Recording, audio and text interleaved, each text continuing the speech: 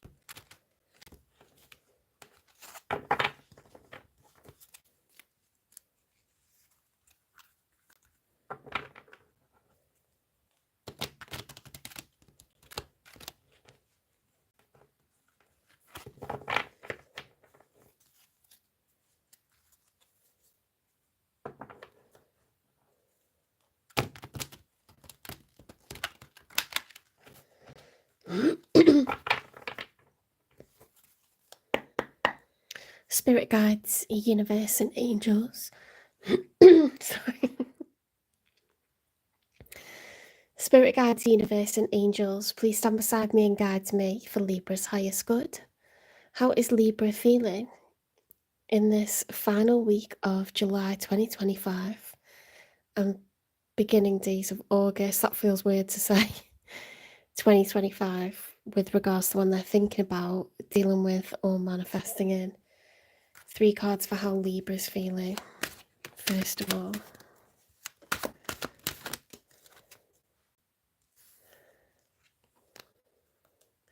the Devil card. Okay. Oh, thank you for the likes. Thank you.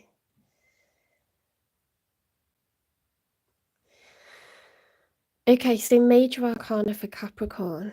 Now the Devil is, it can be obsession, some sort of attachment or infatuation with a person.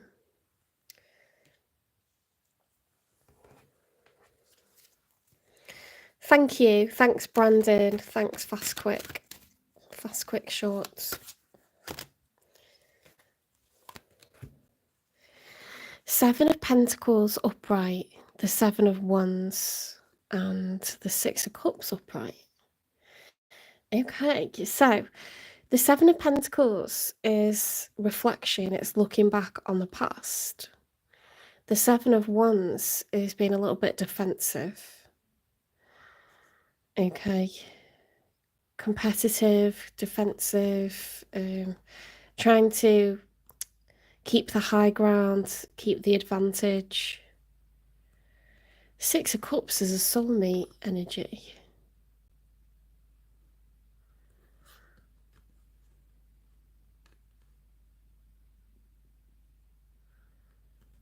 You might be fixated on the idea of reacquiring, you know, the status of being in a couple, being in a relationship, being in union with someone.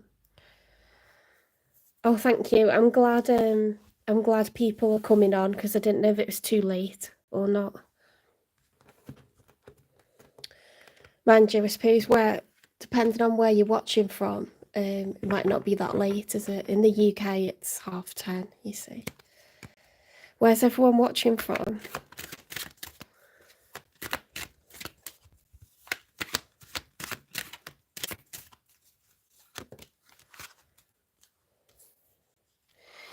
Okay, the Queen of Cups reversed. So the Queen of Cups reversed is, well, when she's upright, it's someone who's very caring, very forgiving, generous of heart, when it's reversed, it's like you haven't got the capacity for that right now, or it could be the opposite, you know, like over emotional.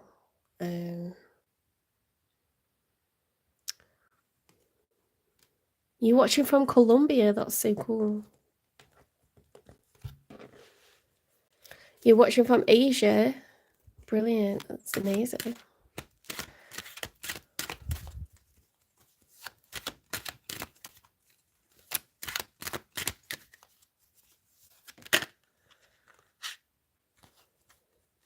I love how the internet can bring us all together, no matter how many thousands of miles apart we are. That's crazy. Okay, the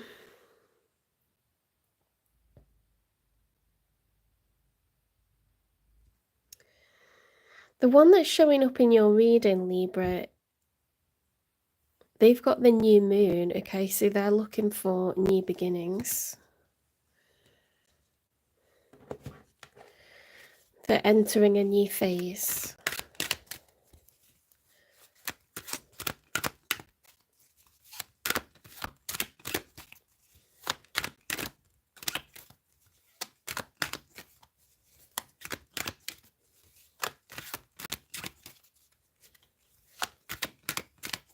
Hi Gizmo Edits. Kubotastico, hello. The Two of Cups upright, okay, so someone's showing up in your reading. It could be someone that you're currently dealing with, someone that's on your mind, or someone that you're manifesting in the future. But right now they're in love. The two of Cups is, you know, it's at the beginning. It's not yet. Six of Cups is like an established relationship, or marriage, you know, like the cups represent all the years together. Feelings of nostalgia, happiness. This is like new love. This is when you're dating and you start to fall in love with each other.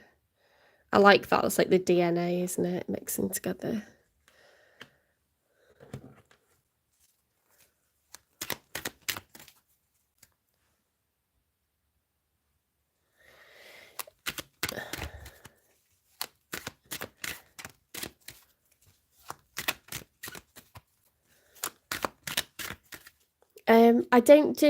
I do like collective readings by zodiac sign.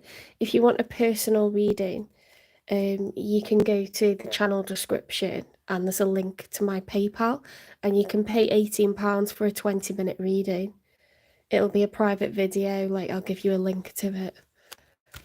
When I get to 3,000 watch hours, I can take super chats, so then I'll start doing questions in the lives for super chats. But I can't do that until I get to 3,000 on like 1,700 or something. But if you watch your sign, or the sign of the person that you're interested in, you'll be able to see what's going on in their like narrative. The King of Cups upright. Oh my goodness, we've got the King and the Queen of Cups here. We've got divine counterparts.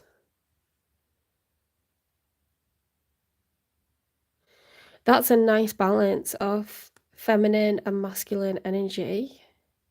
It's like yin and yang, very complementary.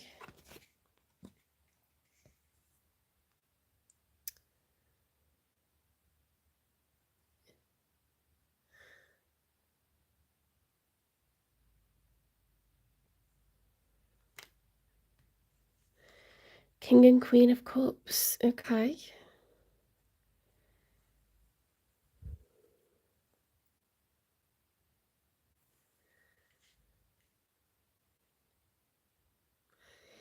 I think this is one you're currently dealing with, Libra, because you've got these matching suits here for the King and the Queen. It's new love and it's making you reflect on the past a little bit. But I think you're very infatuated with the person that you're involved with right now. Let's get a 3 for the outcome. If you were wondering how the other person feels about you, they're in love with you, but I wonder why you've got the Queen of Cups reversed. It is a Mercury retrograde.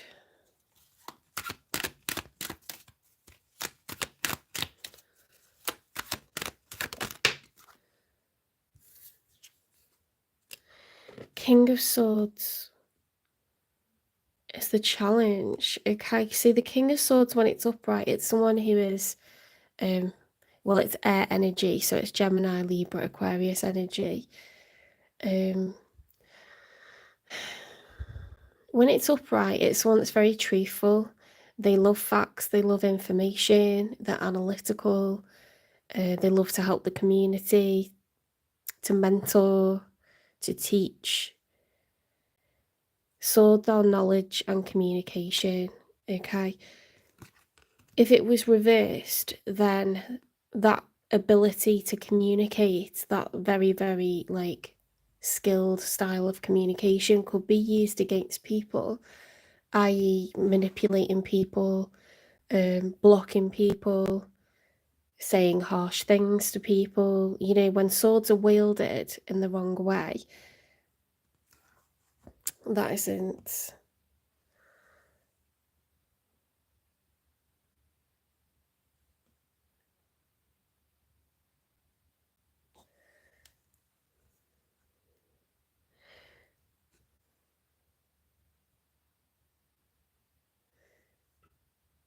Why have I got to say sorry? I don't understand what's going on. Why have I got to say sorry?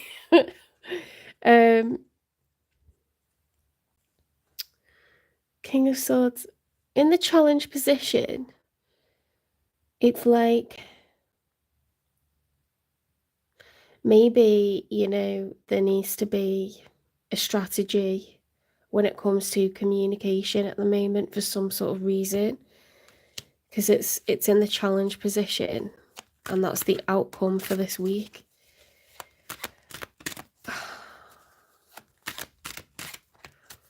Feeling defensive, feeling reflective. To do with the past. You know it's Mercury retrograde at the moment, so the past is going to come up. Strong emotions, time to reflect.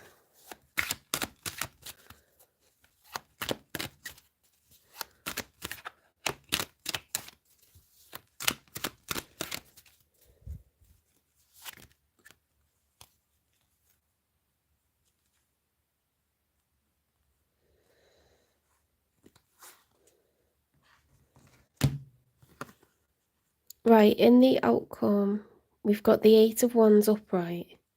Fast action, progress, fast communication. The High Priestess reversed. The High Priestess upright is having the ability to follow your instincts, to know intuitively what to do, to be highly sensitive to your surroundings, to trust your gut. A lynx, you know, has amazing eyesight in the dark, so what is not seen, we need to negotiate our way around any dangers, anything that's hidden. But it seems like we're going too fast with this Eight of Wands. We're not looking out for any like hidden dangers.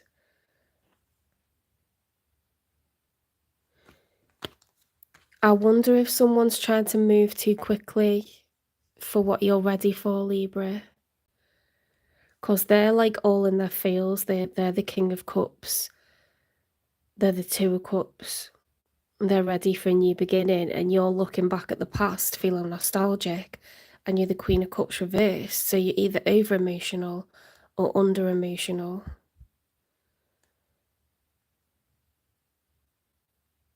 And you're trying to be careful how you word things, but it may feel like things are rushing, you know, we're getting ahead of ourselves.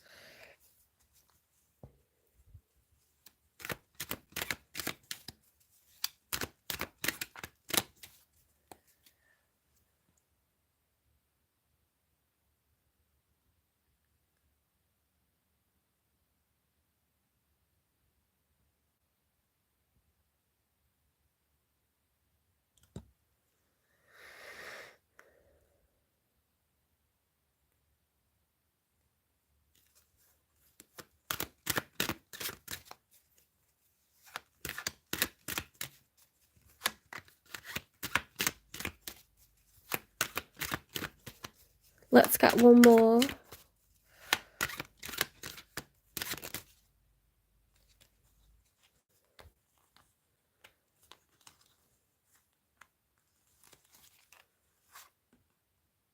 Knight of Swords reversed. I think Libra, you're not sure how to. There's something that you need to say. This is a message that needs to be delivered and it's not being delivered. Okay, there's something that you need to say and you're not sure how to word it without hurting this person's feelings. Let's get you some advice.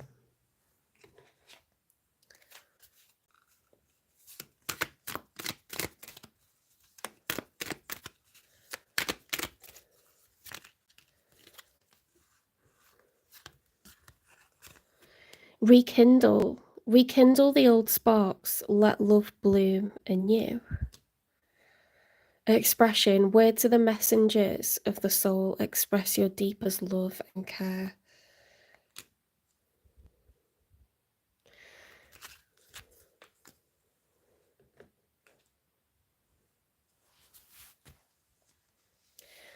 I don't think that I need to like clarify their cards, because for once, and this is very unusual in tarot, but we're not dealing with drama. There's no drama here. This person is just all about you, Libra. So I'm going to get messages from them.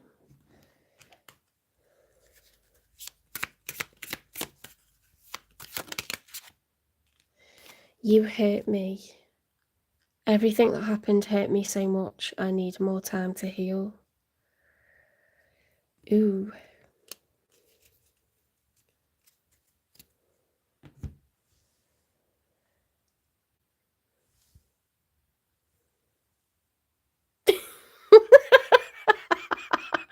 What the hell's going on in the chat? Like,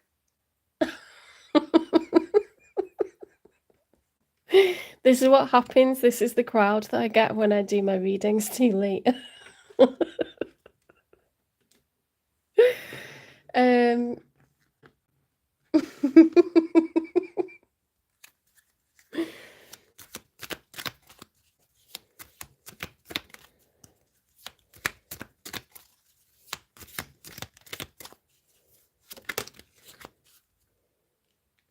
Growth. Evolution starts when you leave your comfort zone. Get comfortable with being uncomfortable. Libra, you're being urged to stop holding back. Okay, you don't need to worry about what's ahead. You're perfectly capable of negotiating. I don't think this person means to hurt you at all, and all you need to do is communicate. That's the advice. If things are going a little bit too fast, maybe it's like a bit of an overreaction, you know, like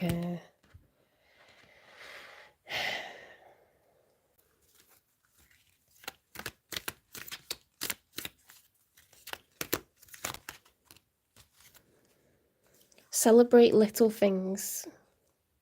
Okay, maybe don't worry about major milestones just yet. Just enjoy like all the little things that you like about the relationship and how it's going. There's no need to sweat it.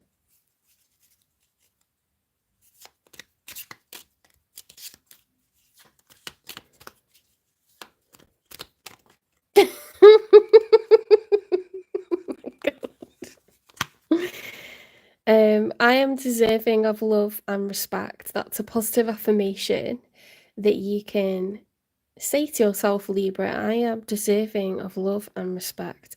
Maybe you've got bad memories about the past. Maybe you felt disrespected. Maybe you're worried about, you know, the thought of being in a partnership with someone and what their expectations are of you, what role, you know, like some people are very traditional. Some people are very like forward thinking, and there's everyone in between, you know. And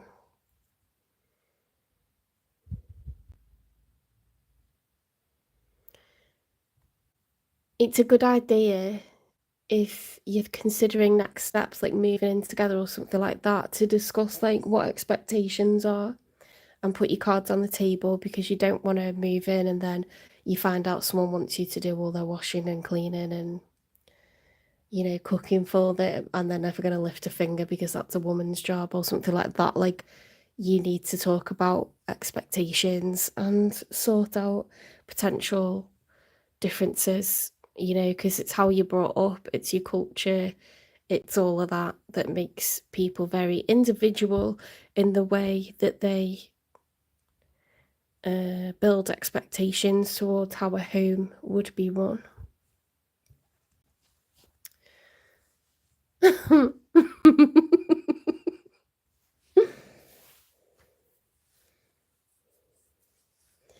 um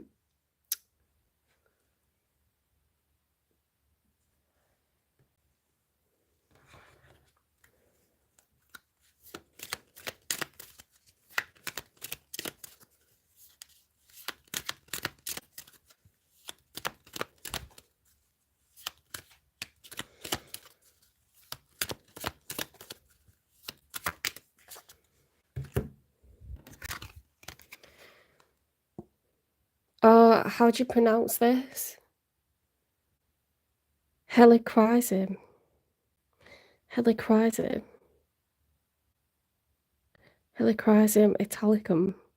Encourages forgiveness and promotes longevity. That goes really well. You're letting go of like issues that you had in relationships in the past to do with power dynamics and what was fair, and resentments that you had with a relationship partner previously. You're worried that you're going to end up in that same dynamic again. Okay, so this is about being clear with the person that you are starting to, you know, consider a future with. You need to enjoy it for where it is, not look too far ahead, but also have those conversations and those dialogues about expectations and like how a life would be together, because you are deserving of love and respect. It isn't love if someone expects you to do absolutely everything for them.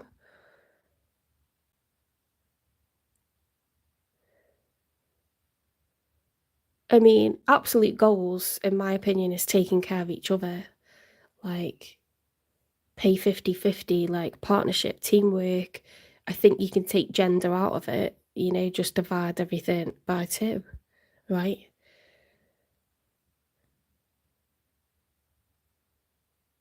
Encourages forgiveness and promotes longevity. So you could have a beautiful future. The potential is there.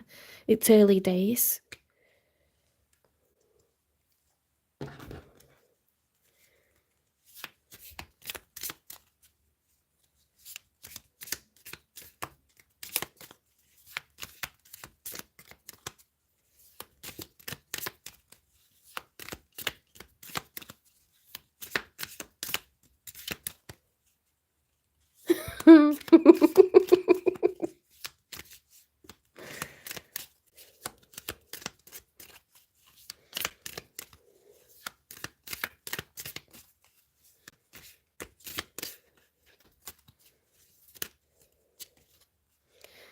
Living fully in the present shapes a meaningful past and a hopeful future.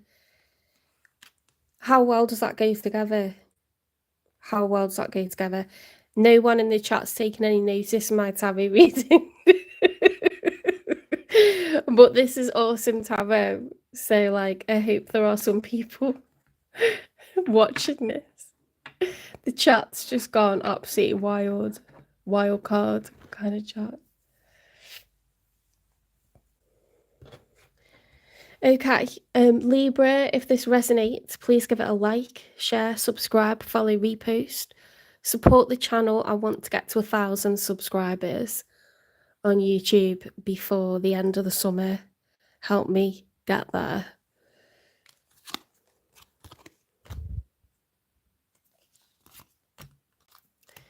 Help me to help you.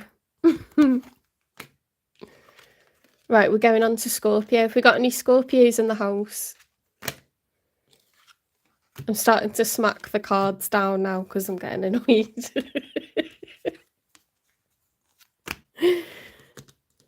There's about to be a domestic dispute. Oh, thank you for subscribing.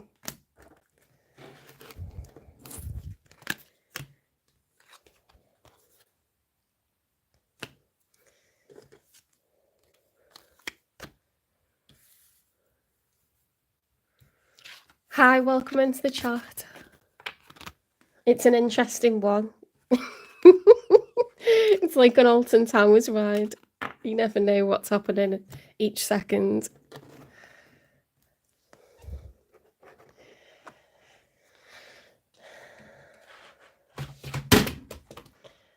Crap. That's my oh, do you know what I really want? What I really, really want is my PS controller fell on the floor, but I'm so tempted. I'm a shopaholic, right? But I'm so tempted to get a PS5 because the PS4 is so freaking noisy. It sounds like an aeroplane taking off. Like, I shouldn't be spending that money, but I don't know. What do you think I should do? Just can't be done with the noise. I sound like I'm stood on the platform at Heathrow.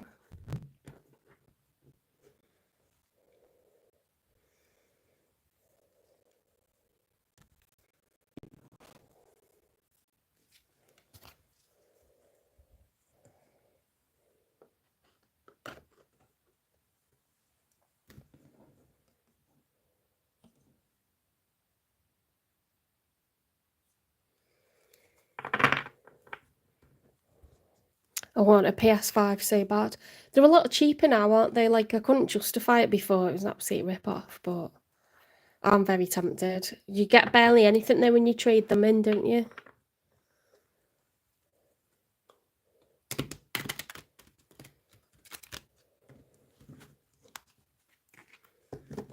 You're 85 and horny. How's that even possible? You know what I've been watching? This guy on YouTube that like trolls like horny men that like accost women on the street. He dresses up as a woman and he actually looks like really hot. But the men are so confused, and then some of them say yes anyway. When he puts the male voice back on. Oh my god, like, it's just bad, isn't it? Like, people, I don't know. Some people, like, are very strange.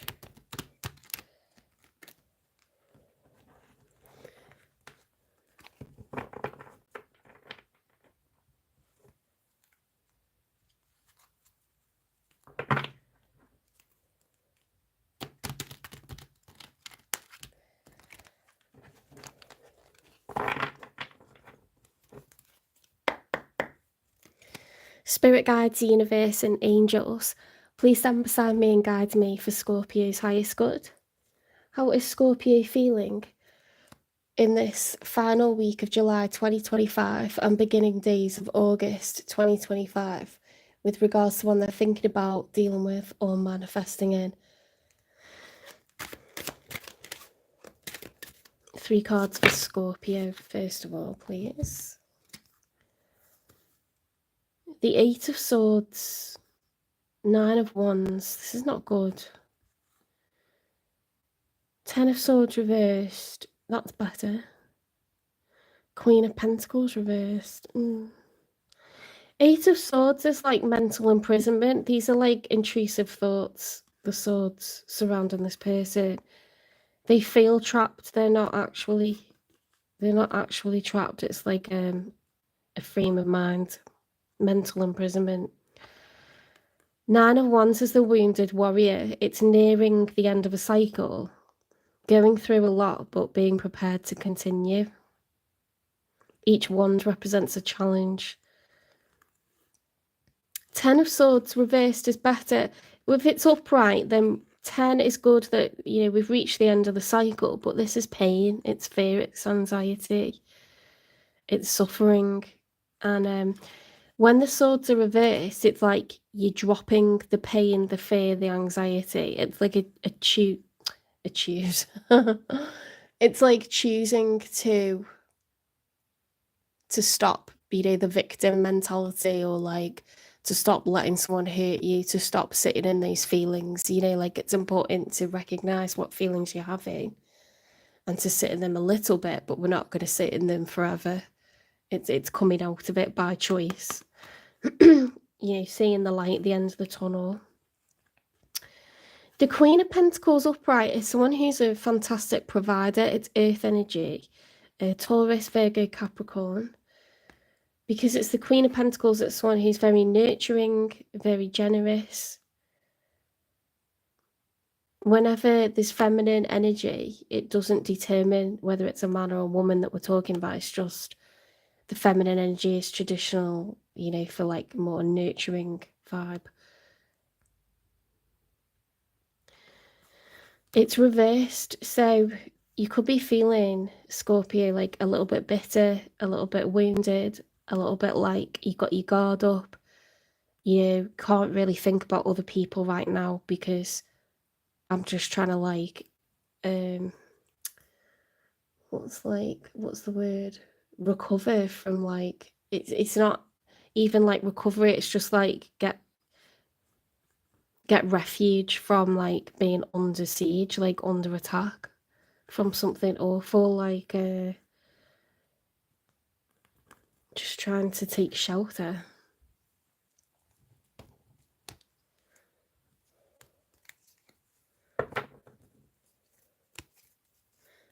What is going on in the chat?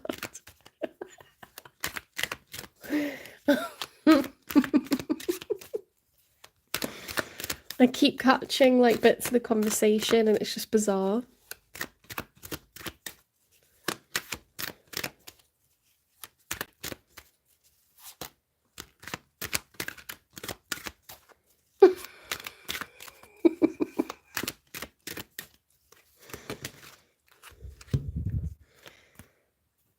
Right, now we've got the King of Pentacles reversed. What on earth? Ace of Cups reversed. The Hierophant upright. King of Pentacles reversed. Okay, so the Hierophant is the teacher. It's the major arcana for Taurus.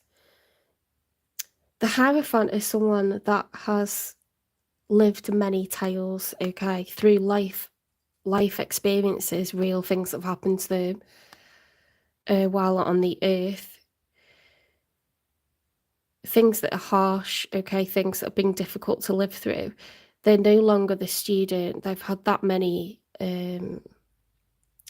difficult things to overcome that they're now the teacher, and they want to tell people their stories because they want to help others to avoid living the pains that they've lived, okay? So it's someone who's become wise through experience. It's wisdom gained through life experience. The Ace of Cups reverse could be a lack of self-love, or it could be a loss of love, like falling out of love. The King of Pentacles. Why have we got the Queen of Pentacles and then the King of Pentacles reversed? There's been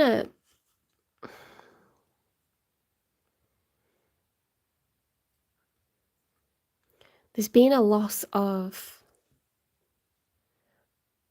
financial status. You know, pentacles represent assets like houses, cars, careers, savings.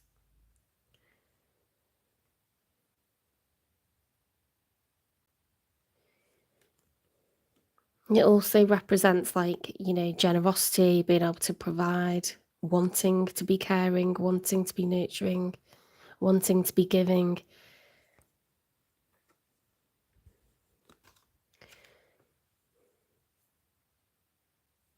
You're very emotionally wounded at the moment, and you could be really struggling with your stability. in your day-to-day reality.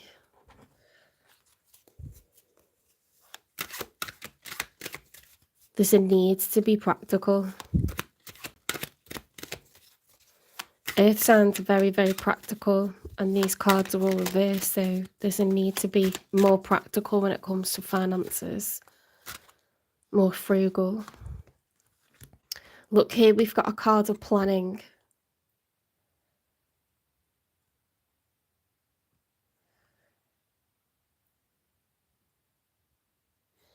The Two of Wands is like, I've got a choice, okay? I can stay or I can leave. I can take this job or that job.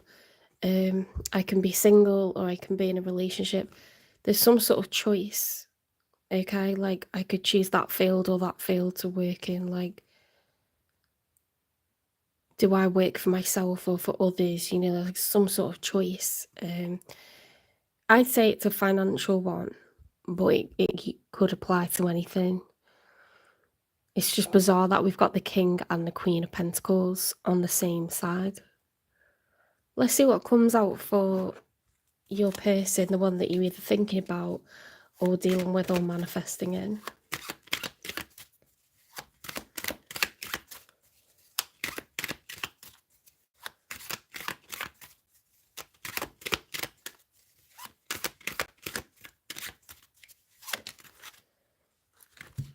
Justice reversed. Something was unfair. This person views something that was done to them as unfair, unjust, potentially illegal. They could be a Libra, but they don't have to be.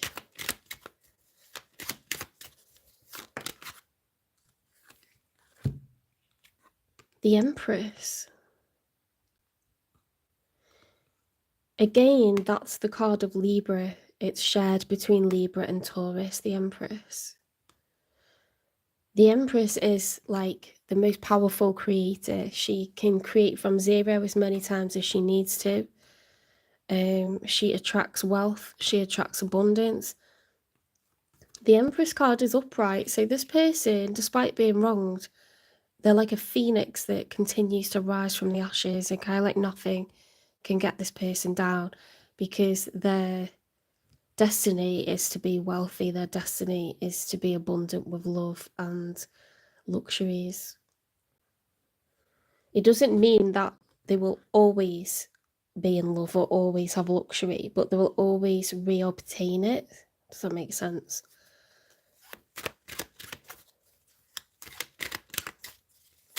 Scorpio, you could be dealing with a Libra or a Taurus. Oh my God, here you go. Your major arcana, the Death card.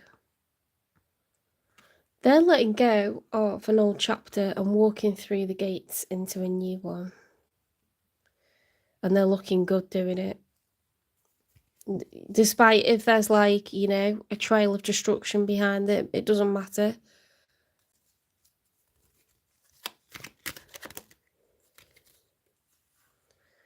Knight of Swords reversed. There's a message, an urgent message that needs to be delivered, but it's not being.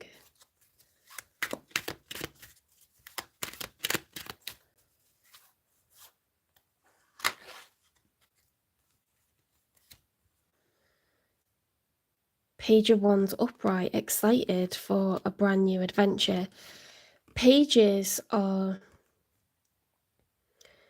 they're naive, they're excited because they haven't walked this pathway before. Like, they have no preconceived idea or notions about how things are going to be, how another person's going to behave towards them, whether something's going to work out or not.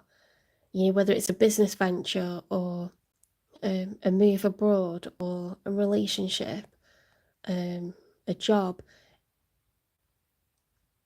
They're just optimistic. They're naively excited and optimistic, okay, because it's new.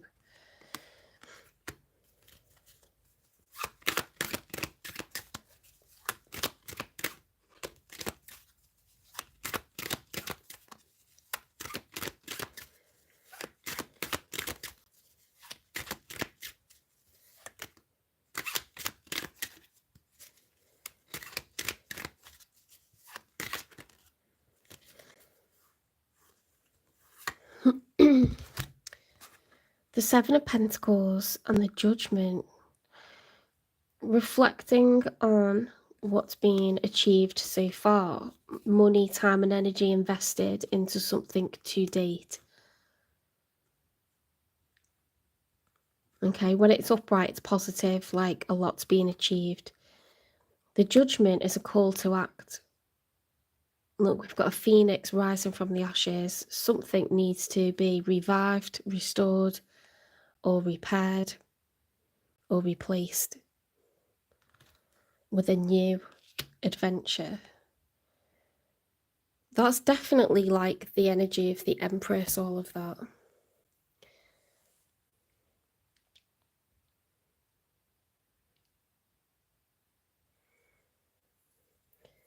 What's interesting is we've got a lot of earth energy on this side as well, so you could have earth in your chart, Scorpio.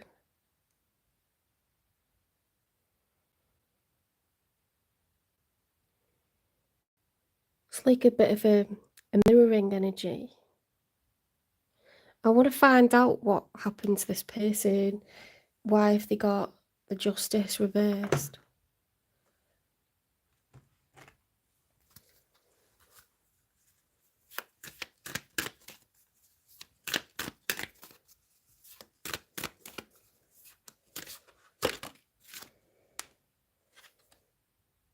Demanding, unrealistic expectations, high maintenance, diva.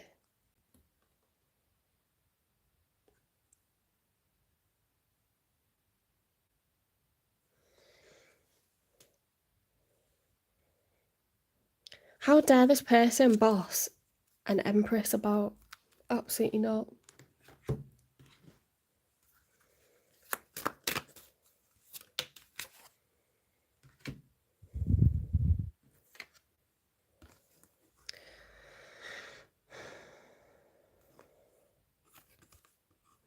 Legacies, rebirth, honour history's remains to restore and breathe life into forgotten tales.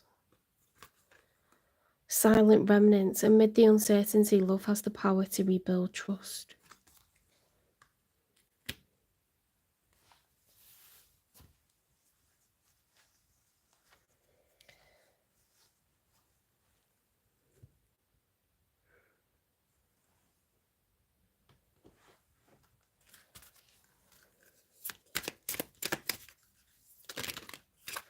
Destroyed.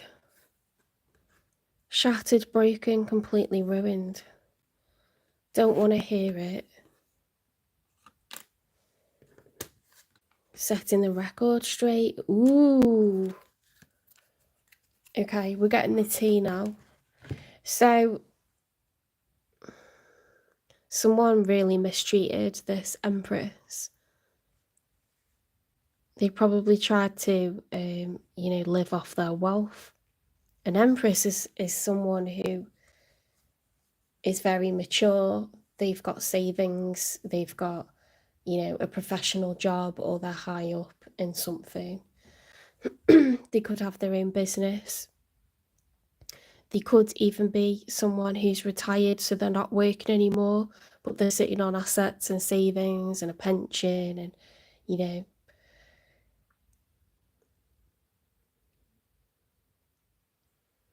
there's plenty of people that enjoy the company of an Empress because not only are they nice to look at, they keep a nice home and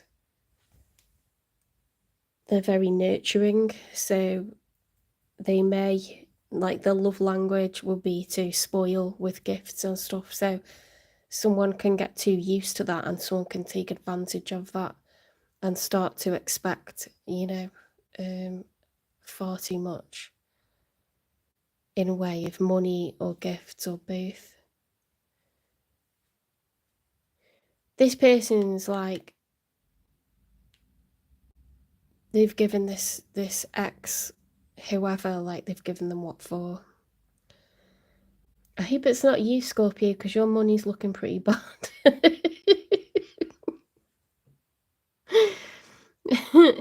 You look like you are struggling for money, okay? But it could just be that you and this person are not involved and you're mirroring each other. Let's assume that.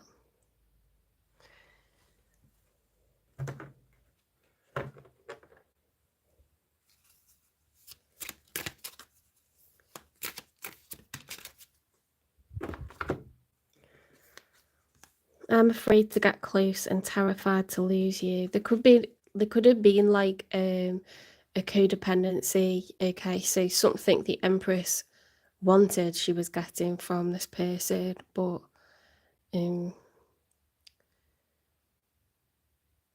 if you dance with the devil, you get your fingers burnt. Okay, so if they turn out to be a user, you know, whether they're good looking or not, you got to get away from them. If they turn out to be violent, if they turn out to be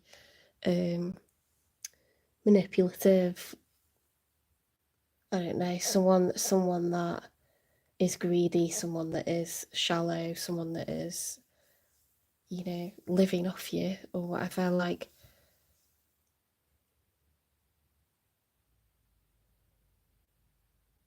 that setting the record straight is like they straight up have lied about it as well to everyone else.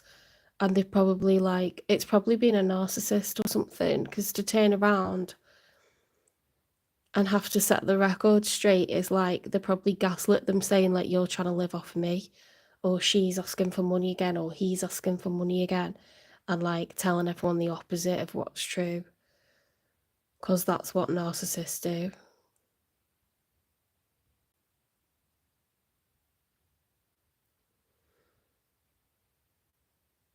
No wonder they got no problem moving on from it.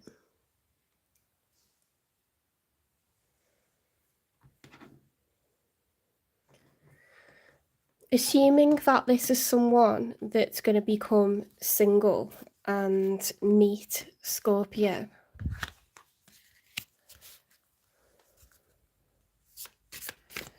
when is this person, the one that's showing up in the reading, when they're going to meet Scorpio?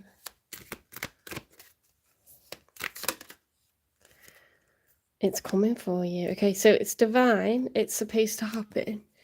But we're not allowed to know when, because there's a lot of stuff that's gone down here. So, and you look like you need to sort out your finances.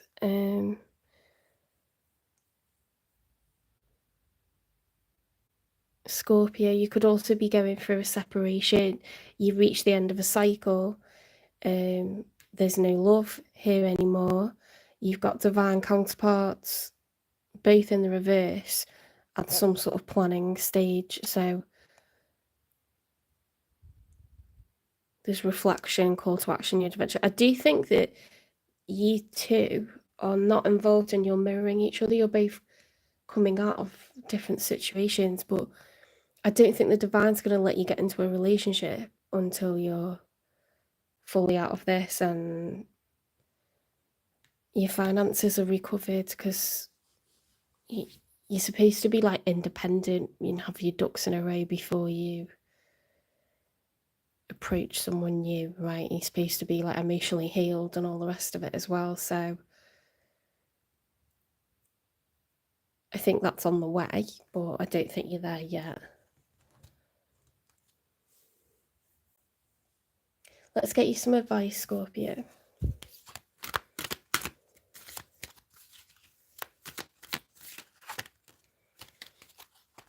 Hi, Modupe.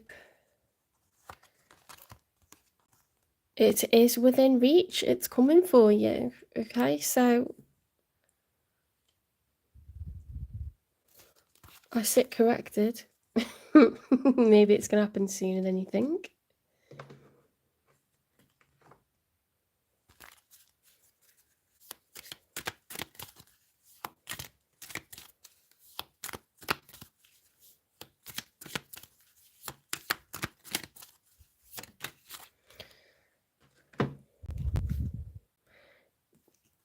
Power. The ability to suck it up is not a superpower. Saying no is. Own your power.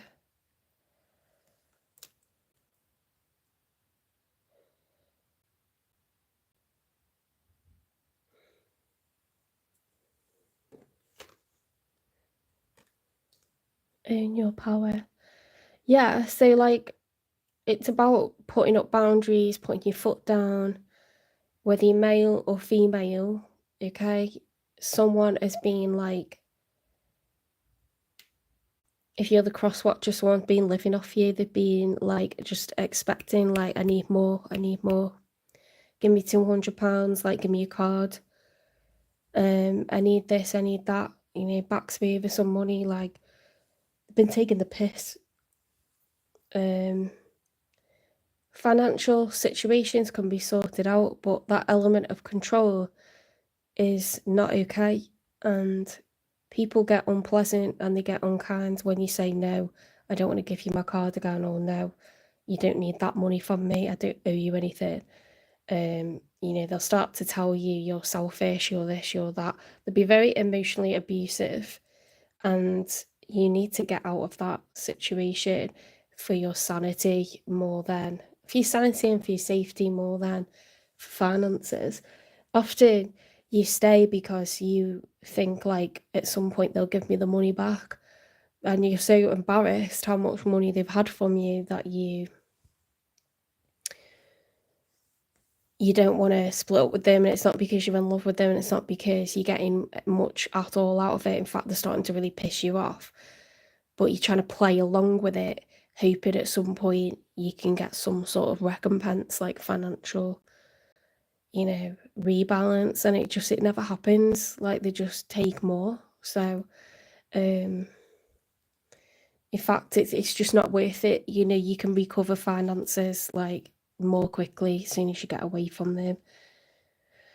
I don't think there's been a karmic on this side. I think, Scorpio, you've just potentially gone through a separation or are going through a separation, and you're at a crossroads. You know, just could be mutual, like with both of those cards being reversed, the King and the Queen of Pentacles, the cup of love is empty. You know, the contract has expired. The Hierophant card can also represent marriage.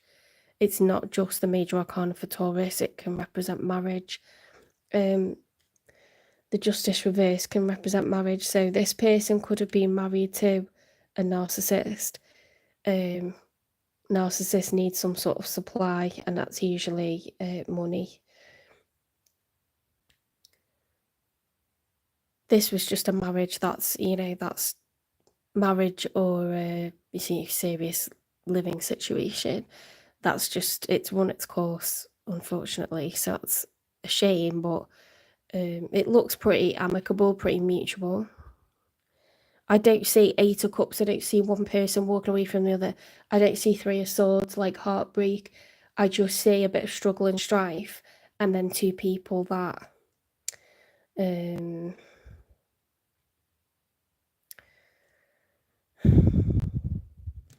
I just think you're not in love anymore. You know, sometimes that happens where it's quite mutual and amicable, become like friends or whatever.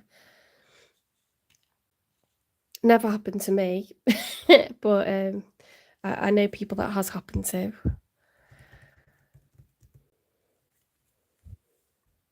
Hi, May. Thank you for subscribing. You're a Sagittarius who started dating an Aquarius man. It went so good. Now you've got into arguments, and he's been put off by that.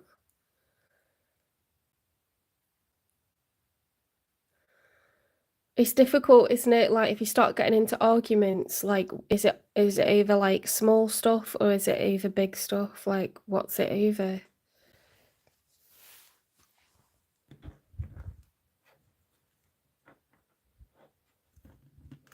Let's get some advice for Scorpio.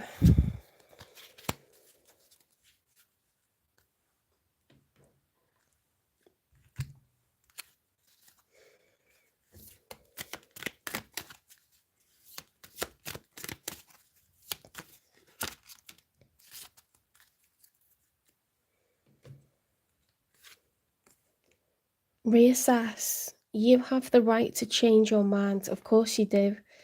In life, everyone has the right to change their mind, whether it's a workplace, a living situation, a job. I've already said workplace, haven't I? What else can I say? A relationship, friendship, you know? Like, sometimes you just get to know someone better and you think, you're really not in alignment with me, like, you're really not my person, like, or I really wouldn't have reacted like that, or I really wouldn't have made that decision, or I never would say something like that to you, or I would never do that to you. When you feel like that about a friend, you don't have to stay friends with them. Friendship and relationship is choice. It's a complete privilege, like, to be in someone's, you know, trusted circle. And if you've done something to make them upset, if they feel that you don't understand them, why do you expect to continue to be in their circle? Why do you expect to still be in a relationship with them? If you're making someone unhappy, if they're getting frustrated and upset with you, then perhaps you just do not get each other. You've not been brought up the same, or you have very different personality traits. If you're having to force it, if you're having to force anything, then it isn't working. You know what I mean? And it's like, I don't know, like, recently a good friend of mine, you know, she's saying like, oh, but I've known them for so long, like, it would be such a shame, like, to not have the friendship anymore. But relationships and friendships and acquaintances are transient, even when you're adult. Okay, like, they come and go because we outgrow them, or we realize like they were never really like 100% our person. Like, it worked for a while, do you know what I mean? And like, that's fine. But sometimes, like, you just realize that you get along with other people better and it's easier. And you know, I've friend dumped people before, and I've told them why, because they were doing things that were out of line, and they continued to do it. So it doesn't matter that there was good times. That's fine that there was good times. I remember them too. But I also can't train someone how to behave. And the person didn't stop doing the wrong things. So I know I have people that I always have a good time with. They would never do anything out of line, ever. And I will never need to worry about that with those people. So I'd rather be around those people than be around anyone that does not know how to behave. Okay, so you have to apply that to anything. If you have a boss that is a freaking nightmare, you don't have to stay in a workplace. You're not a tree. Get up and move. You're not in prison. You know, you can feel like you're in prison. You can feel like you haven't got choices, but you have. You don't have to be abused by anyone emotionally, psychologically, financially. Nothing like that ever. I don't know why I started talking about that. Oh yeah. You have the right to change your mind, is the point, okay? In anything, in life, in anything.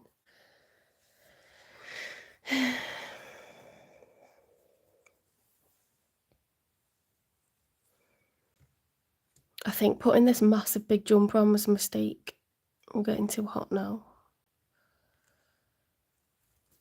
Have we done these? We haven't done these, have we?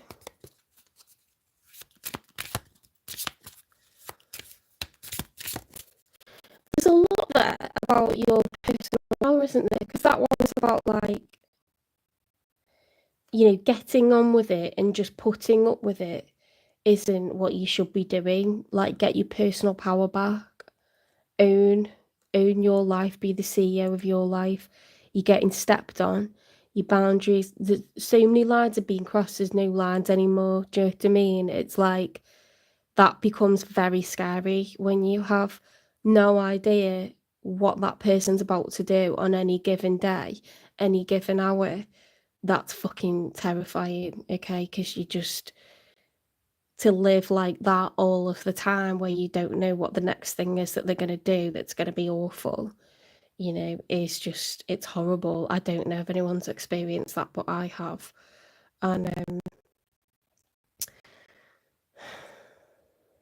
it makes you go insane, you know. You have to get away from people like that, and then keep them away from you, and you need to tell everyone around you, and you have to cut contact with anyone, even if you thought they were very kind to you always, anyone that's close to that person, because narcissists do something called hoovering, where they use their children, their parents, their best friends, anyone, their friends, absolutely anyone, to reach out to you. Okay, usually people that are very, very nice, very, very charming, very acceptable, good, honest people. You don't get sucked back in. You're gonna have to just go cold turkey, unfortunately.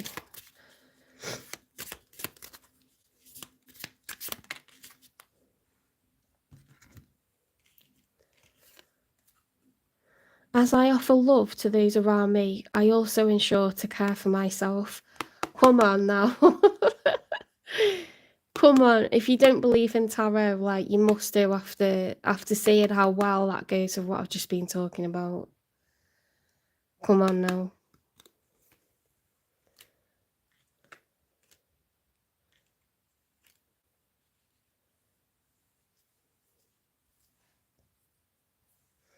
Let's get a positive affirmation.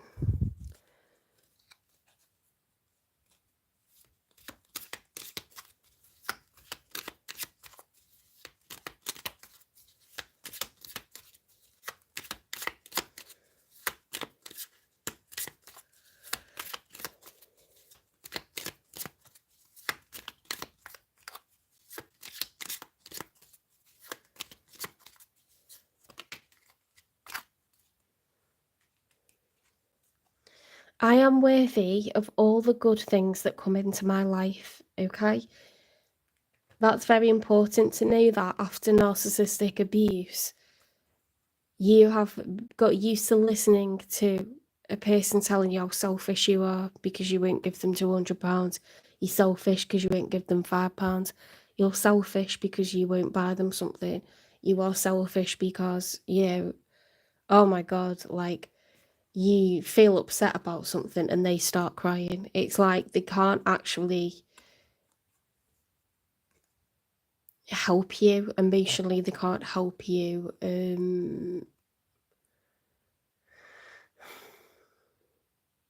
financially. They can't provide for you. They can't give you any kind of calm, safe stability. It's always like random outbursts. It's always like there's happy times, so it's confusing. Okay, and they're probably good looking or good in bed or some shit like that. They can choose to be outwardly kind, but they do all the bad stuff. They do all the crazy stuff. It's like Jekyll and Hyde. Okay, like they've got two personalities. So when it's bad, it's really fucking bad. Okay, so you got to get back to like being in a level, calm environment where there's no heightened like shit going on. You don't need that. You need calm. Okay, and people who are narcissistic are parasitic because they're chaotic. They have to grab onto people who are functioning because they're so out of control. Okay, and it never stops. It just gets worse and worse. So remember that you are very special. You're very important. And this is for the cross watcher, because I don't think the Scorpio's going through this. I think their person that they're about to meet is getting away from narcissistic abuse. You deserve the very best, and someone's going to treat you right, okay? And like, you are the empress. You're supposed to be spoiled. You're supposed to, you spoil people. You are nurturing, cross watcher, okay? But it's not your job to babysit someone or dig them out of a hole every fucking 5 minutes, okay? This person's never going to learn. So you're not selfish to walk away from them, and it's not cruel to walk away from them. They're endangering you, okay? So like guns, drugs, any kind of law that they break, you're going to be dragged into it by association. So you need to get away from it. and it's for your own good, for your own safety, for your own sanity, okay? Because they're just parasitic. I've said my piece on that one. From experience, you've got the right to change your mind always, okay?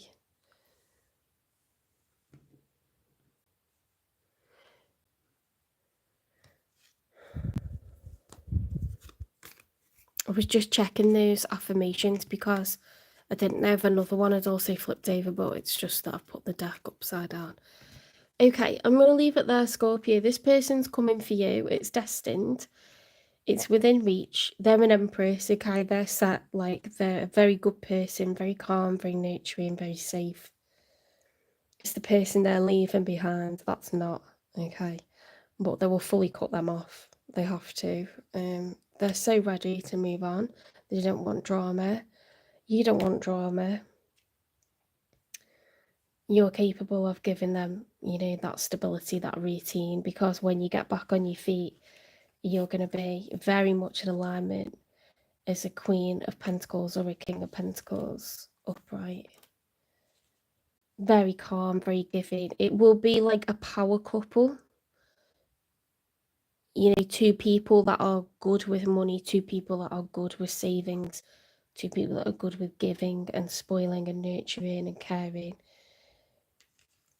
Taking care of those day-to-day responsibilities. Like, it will be like the ultimate power couple. They could be a little bit older than you, but it might just be that they have more money or they have children or like more responsibilities. It doesn't have to be that they're older. They could be a Taurus, they could be a Libra. They could have Scorpio in their chart because we've got all of those, okay? So, right, let's get this tidied up and we'll go on to Sagittarius.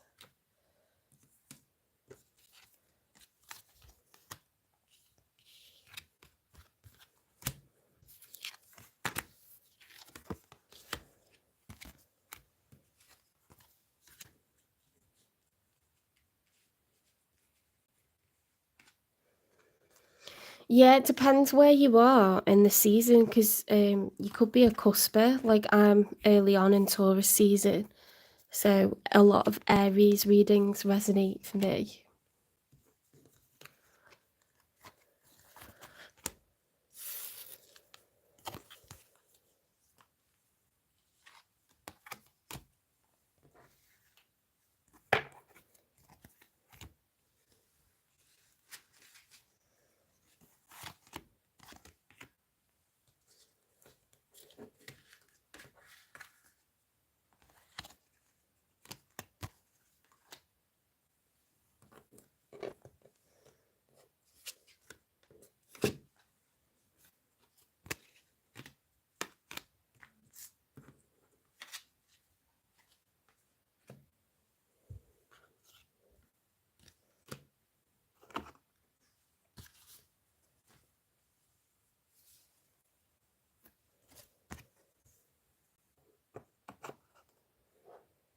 Okay, Sagittarius.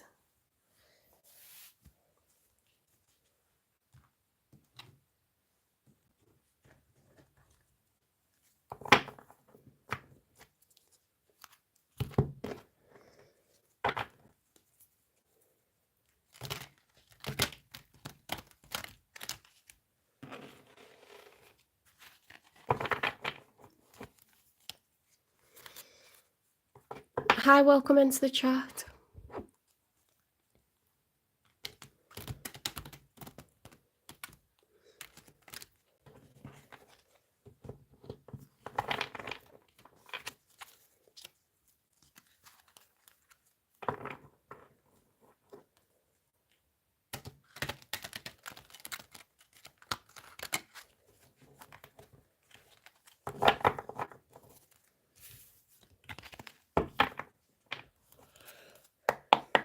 Spirit guides, universe, and angels, please stand beside me and guide me for Sagittarius's highest good. How is Sagittarius feeling in these final days of July and beginning days of August 2025? with regards to the one they're thinking about or dealing with or manifesting in. 3 cards for Sagittarius, please. Oh dear, I love curly hair. I just think it looks so like full of vitality, like it makes people look like they've got a really fun personality.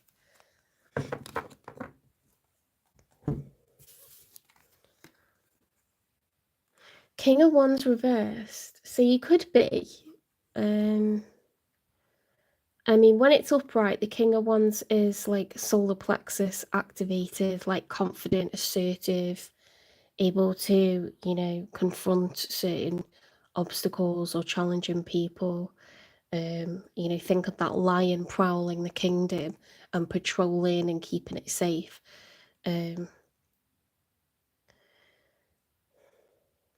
It's fire energy, so it's like goal orientated, always striving for better status, very, very conscious of what people think of them. They really enjoy to suck up, you know, like adoration, admiration, like the sense of envy from others, like very much in their ego, that Leo energy. So when the King of Wands is reversed, it's like we're either down on our luck and we're not feeling confident, or we could be overbearing and pushing people around. Okay, it's those qualities accentuated in one direction or the other. So either overbearing, pushy, passionate to the point of angry, or you know, weakened, feeling feeble, feeling disempowered. Okay, so it's one or the other. Something's off at the moment.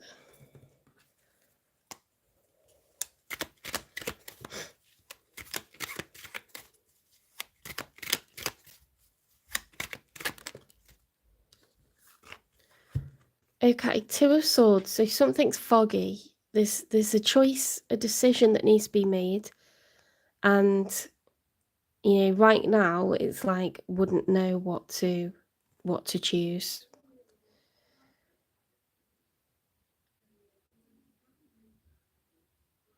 It's that like closed body language, you know, the traditional sorry. In the traditional Rider-Waite tarot deck, it's the image is a woman blindfolded with her arms crossed in front of her, holding the sword. So it's like, I don't want to deal with this, I don't want to make this choice, I don't want to make this decision, but it's possibly because they don't know which to choose. Okay.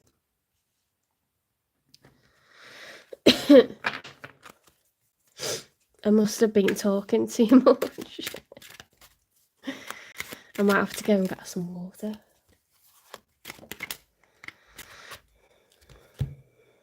It doesn't happen often, but sometimes I just run out of like, you know, like when your throat's just so dry.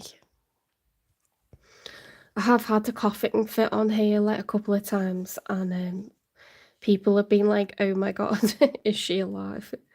Because I just couldn't even speak. I was coughing that much. Ace of Swords upright. Breakthrough. Okay, so the sword has cut through the fog, and now we know what we want to do. We've picked. Okay, so that's good. You're getting clear on something. Major revelation, total breakthrough, clarity. It's always like very unnerving when you don't know what to do about something or you don't know what you want. It's nice to have sometimes nice to be in a situation where you're secure financially and you've got a blank canvas and you can have a think about what it is that you want next for yourself, but it can also be really intimidating when something needs to be solved or worked out or decided. But it looks like you know what you want now, Sagittarius. You know what you're going to do.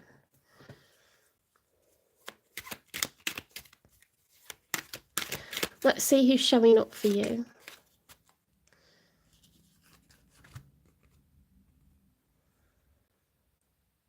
Okay, so someone who's feeling a lack of abundance in terms of either time, money, or energy at the moment, they're feeling out in the cold, or like they don't have much money.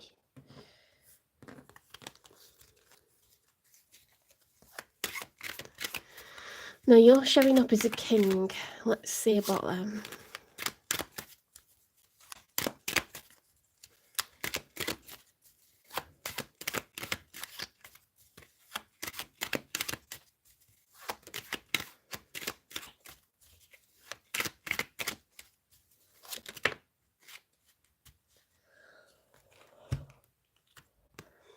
The Six of Wands reversed. This person's really struggling at the moment. They feel unnoticed. They feel in the background, like they don't exist. Okay, that's what they feel like. They want attention, they want recognition, they want success, they want to feel loved. They don't feel anything like that.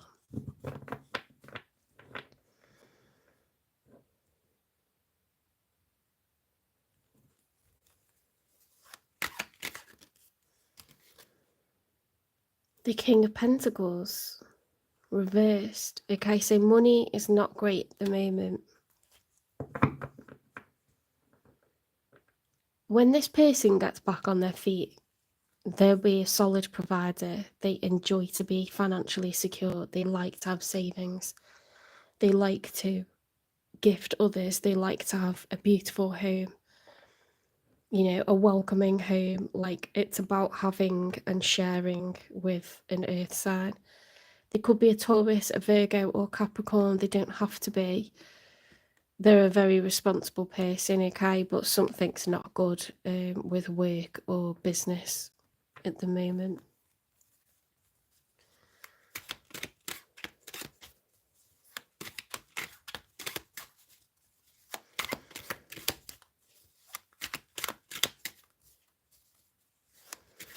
I mean, that happens to everyone in life, doesn't matter what sign you are, but the point is this person prefers to be secure, so they won't feel good about themselves at the moment. It'll be really bothering them. Okay, so we've got the Death card, Major Arcana for Scorpio in the outcome.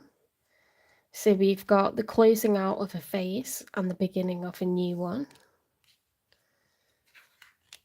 What's interesting is you're both having the same kind of lack of confidence at the moment.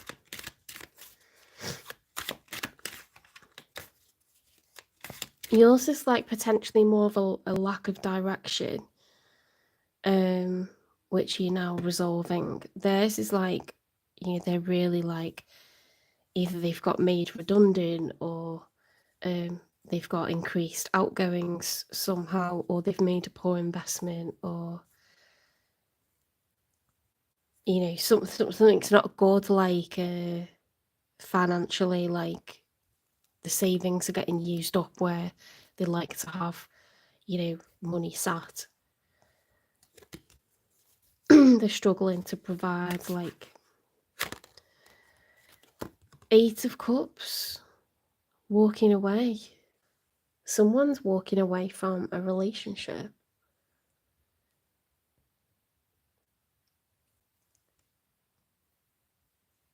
I wasn't expecting that.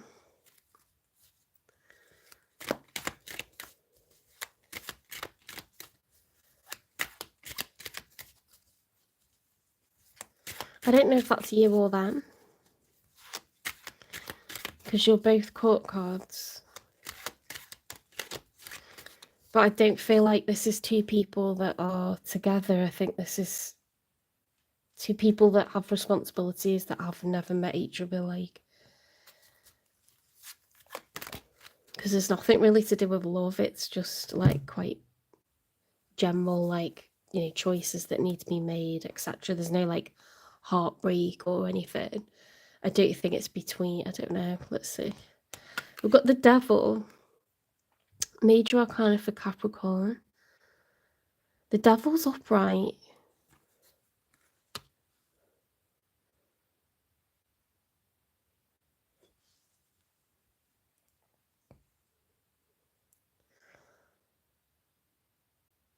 Oh, yeah. Well, that's really lovely that you made him feel like he mattered. Let's clarify their cards, because you know why you feel the way that you feel, and what was unclear that's now become clear, okay? Let's have a look at their cards.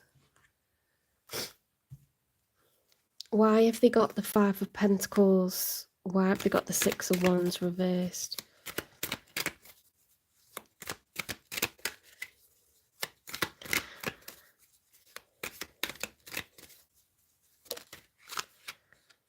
Conquest. Just another notch in the headboard, or the real deal? Actions speak the loudest.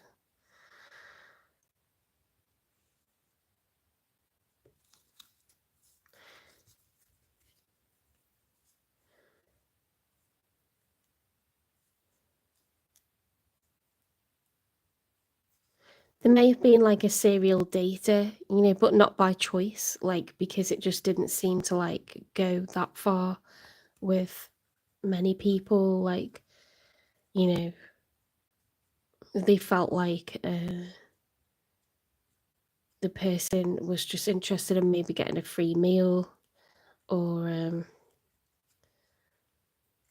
not really, not really connecting with them. Because that card, Conquest, is take a hit it and quit it kind of like card. Either way, they were left uncertain, you know, like what was happening, like emotionally with the people that they were connecting with, or person that they were connecting with previously.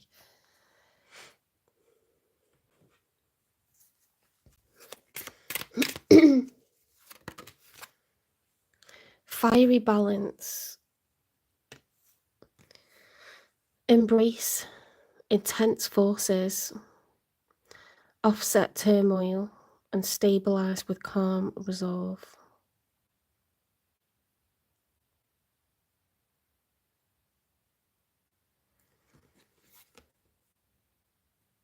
Avoid burnout. Fiery passion is consuming. Sustain a lasting balance.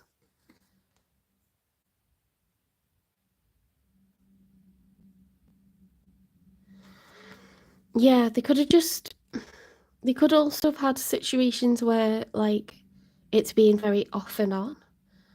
Like, a lot of drama and misunderstandings when it comes to what it is that we're doing, or like maybe someone's quite volatile and their emotions are like up and down. They don't know how to handle them, or it's confusing. It's very confusing for this person in the past.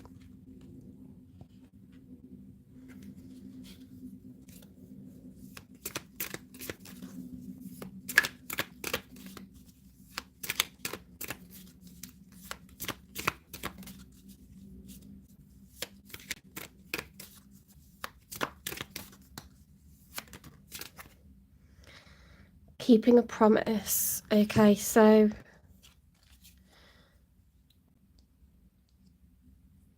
what this person wants is, they want to feel secure. They want to feel like the other person is going to be there when they wake up in the morning. They're not going to have left in the middle of the night, or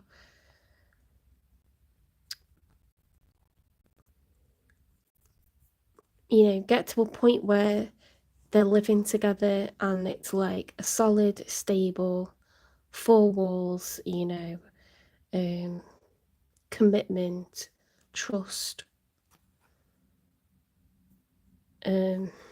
union. They don't want just sex. They don't want that like emotional distance with anyone. They want a bond. They want security.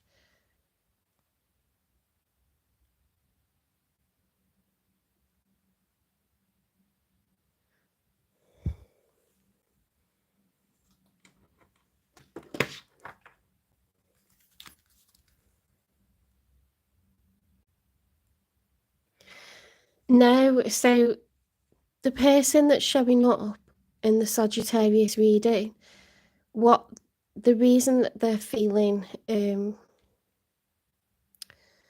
unseen, unheard, is that the people that they're carrying issues from the ones that they dealt with in the past. Does that make sense? So people they've previously dated or been involved with didn't want, like, you know, union. They didn't want living together. They didn't want, it was like hit it and quit it, like casual, you know, or they wanted it, then they didn't, then they wanted it, you know, it was too tumultuous. So it's left this person like low in confidence.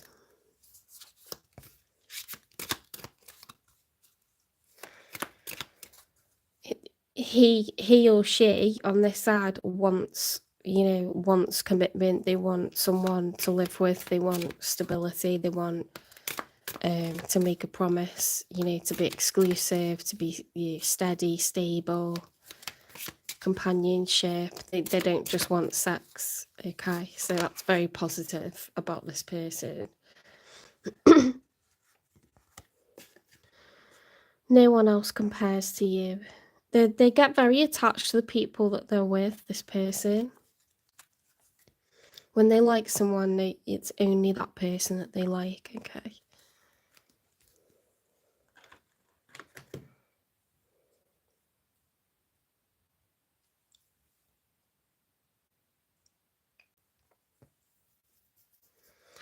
So because this is a collective reading, I'll get a timing just in case this is two people that haven't met yet.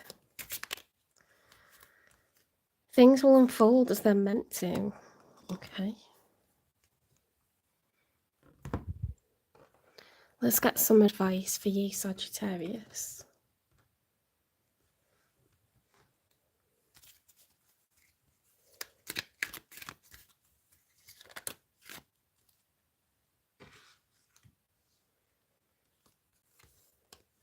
Notice predictable rhythms. Okay, so that could be advice for you. It could be advice for the cross-watcher, the person on the side.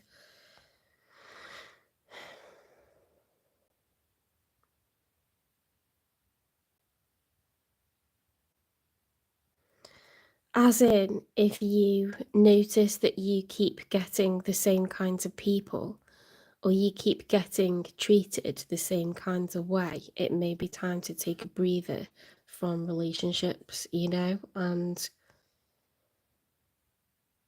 usually when that's happening and you're getting people who are users or non-committal, it's like a reflection of how you perceive yourself. Like, I know when I haven't got my ducks in a row and I can't really approach someone, you know, and say like, hey, I'm in a stable job, I've got a great body, and I'm a lovely person.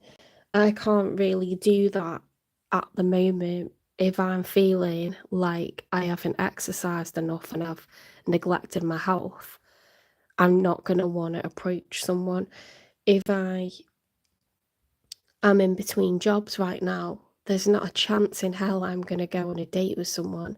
There's just no way. You want to feel like you've got stuff to offer. You want to feel like you're a good choice for someone. Do you know what I mean? Like, together you're better. Like, you shouldn't be approaching people when you're in a mess. Do you know what I mean? So when you fuck around with people who you know are just fuck boys or fuck girls or like users, they have to be users, but like, you're wasting your time with people that you know are probably going to take you for granted or make you feel, yeah, it can be exciting to start with, and then they might just start treating you really shitty. So like, then it backfires eventually. Unless they're a go-to person and you sort of known them for years and you know that it's like, I don't know, they're pretty consistent with how they are with you and that, and there's no emotional like trouble from it. That can be like possible sometimes with some people, but you know, if you dance with the devil, you get your fingers burnt. So if you kind of go towards someone who seems to be trouble or doesn't always consider your feelings, or, you know, it's not making you feel good for some kind of reason. Maybe you're happy when you're with them, but then they sort of like jerk you around, not getting in touch or this or that. I don't know, whatever this person's doing, it's a reflection of how they feel about themselves at the moment, their own self-worth. So if they see that this is like a recurring theme with them, they just need to have some distance and like work on themselves for a bit, and then present themselves for someone that they think is high quality individual, and that's going to be you, Sagittarius, okay? But they may have, you know, some insecurities because they've been running around with the wrong people, looking for stability from unstable characters. Do you know what I mean? Like, it's never good. It's never a good idea, but we do it, don't we?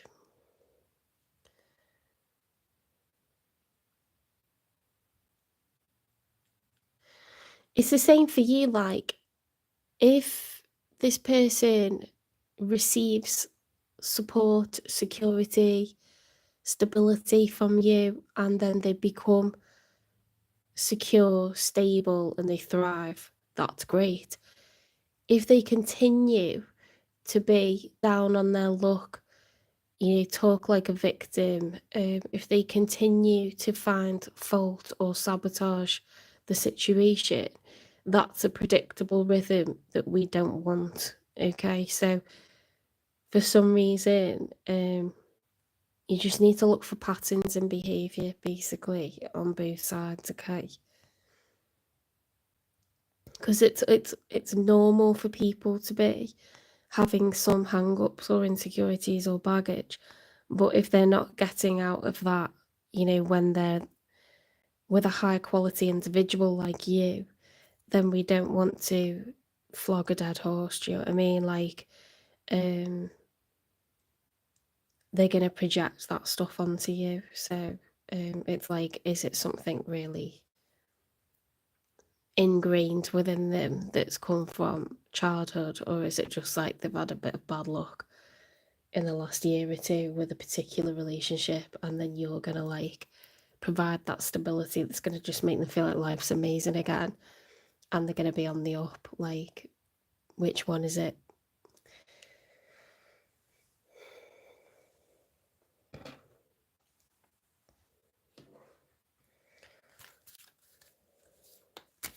We're not here to fix people, okay? So if someone comes to you and they're in a good way, and you know, they've got some insecurities, but everything starts to go great because you realise you're both like good people, then that's fine. Excuse me, that's fine, but not if they're going to project like depression onto you or whatever.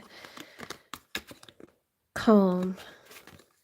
A breakdown is often followed by a breakthrough, so remain calm. Sovereign. You are the queen of your life. Treat yourself like royalty.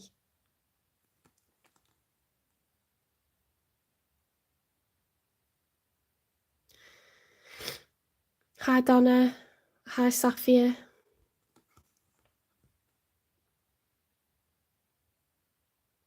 So I'm in the middle of collective readings at the moment. If you want a personal reading, you can go to my channel description and click the link for my PayPal and give me £18 and I'll record you a 20-minute video. Okay, but I don't take questions on the lives because this is like where I tell you what's going on in the narrative for, you know, your sign or the sign of your person. That way I can help everyone, because I'm also a full-time teacher as well, so like high school teacher, so you know, this is like extra, like doing the channel. So if I answer personal questions, I need payment for it, but I do the collective readings every week for free, and it, to be honest, it should answer your question if you follow your sign or the sign of your person or both. because it depends what's going on in everyone's lives.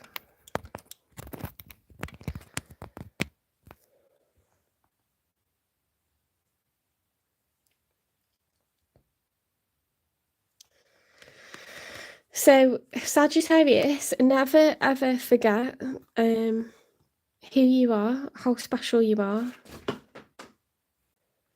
It's just a load of cards fell on the floor because I moved my my charger cable. Don't worry about it. Keep that protective bubble around yourself, okay? Don't let anyone disturb your peace. Don't let anyone... The whole point of you, Sagittarius, is you're the archer. So you are a fire sign. You're goal orientated. You're always pivoting and getting that bow and arrow ready to shoot for the stars, okay? And an earthquake beneath your feet, you can't get stable to get your aim right. And I know that's like a metaphor, but your major arcana is the Temperance card, so managing your emotions effectively and trying to get just the right balance is very important for you, because when you have that, you have like laser focus on what your next goal is.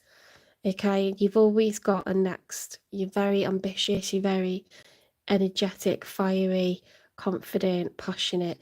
So you need like a functioning environment. You need something where there's calm and things make sense and it's predictable and you can have excitement, but there's no like worry or anxiety or threat. When you have worries and anxieties and threats and things that are like making you feel off balance, it knocks you off your aim. So if this becomes a habit where, you know, you're getting these like regular tremors, you need to like act accordingly, okay, and distance yourself from the situation. If it's just something that improves and there's a few tremors, but then we sort it and then we've got calm and we've got stability and it's fine, like that long term, that's fine, isn't it? But if something becomes a pattern where an insecure person's projecting shit onto us, then we're not going to entertain it, because that is just going to be like happening every time. So it's just up to you to kind of like protect your peace, and like if you need to respond, you know, to what's happening around you.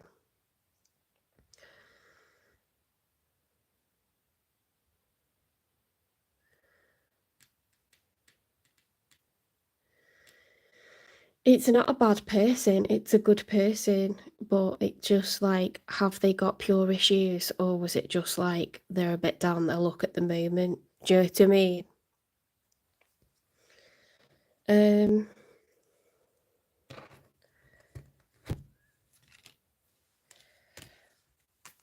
Positive affirmations.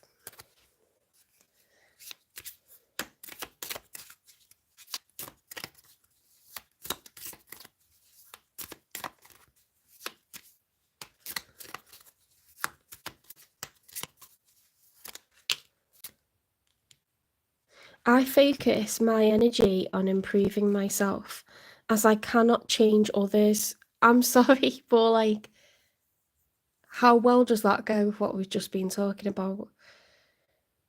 I cannot change others, only inspire them through my actions. Okay, so as you're striving for your goals and you're creating, you know, this wonderful, exciting existence for yourself and the people around you, that should pull them up. Fire signs, Aries, Leo, Sagittarius, are amazing company. You're so uplifting, you're so like high vibrational, energetic, you love life, you love planning stuff, you love doing stuff, you know, like it's go, go, go, and it pulls everyone else up. So if someone's still flopping, you know, like they're not on your wavelength, if you're able to pull them up, that's a really nice synergy, and then that is like a really good thing. they can also earth you sometimes, or, you know, calm you down. Because sometimes fire signs don't know when to rest. But if it's a synergy and it works nicely, that's great. It creates balance. But if it's like putting your fire out to the point where, you know, there's nothing to stoke anymore, then you know what I'm saying.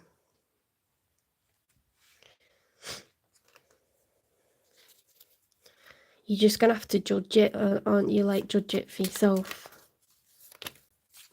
You'll know within time. Like, I am grateful for all of the blessings in my life.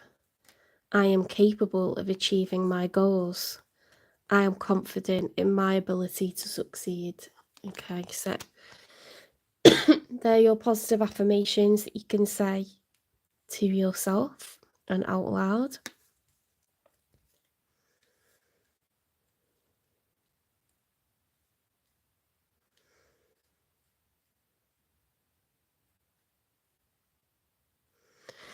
I hope you resonate with the reading. I hope you enjoy the reading.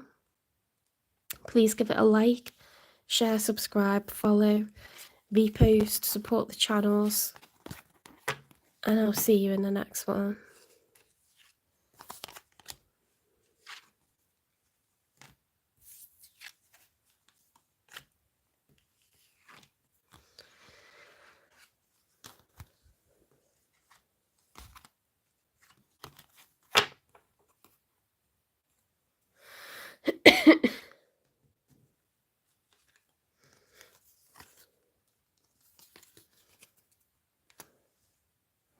You know what? I'm going to grab a drink because I think for some reason my throat's gone so dry that it's just going to get really irritating for you guys if I keep having coughing fits. So I'll be gone for a minute, but I will be back.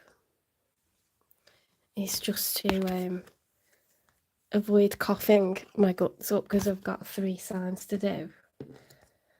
And 3 is not a big number, but it's a lot of time online talking. Right, I'll be back in a sec.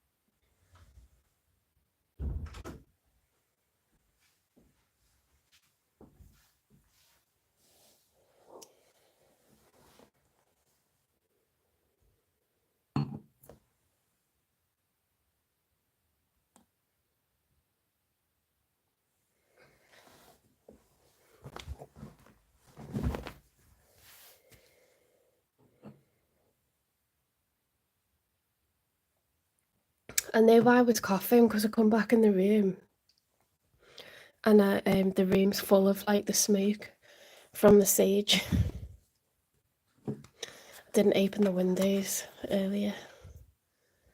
Big mistake.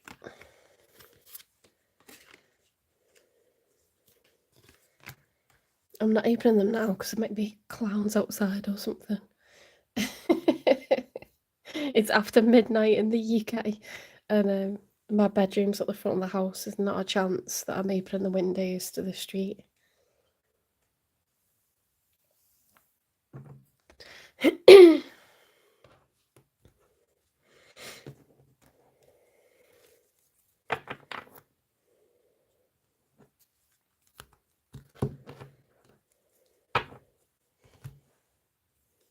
Alright, Capricorn. Thank you for waiting, guys.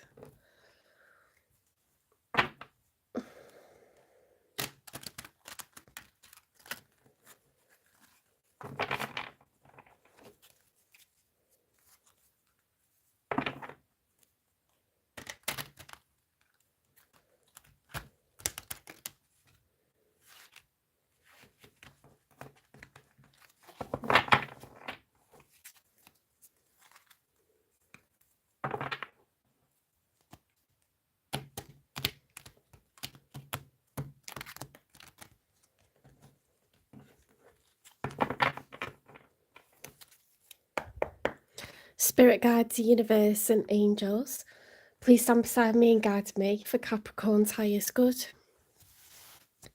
How is Capricorn feeling in the final days of July 2025 and the beginning days of August 2025 with regards to what they're thinking about or dealing with or manifesting in? 3 cards for Capricorn, please.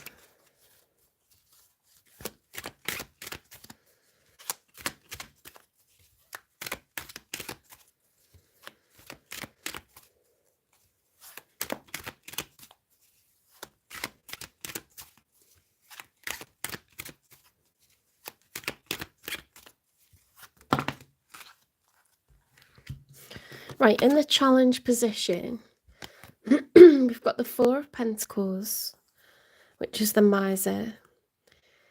We've got the Empress, and we've got the Strength card. No, not the Strength card, sorry. It's all the way sharing. It's the 6 of Pentacles. It's about equality, fairness, equal give and take. So, if these were this way, this would be a very, very nice combination. This is someone that's very generous, wants fairness, is an excellent provider, the best. Being the Empress, like, you're always going to be spoiled. This is outgoings of money. It's the opposite of the miser. It's spending, giving, sharing.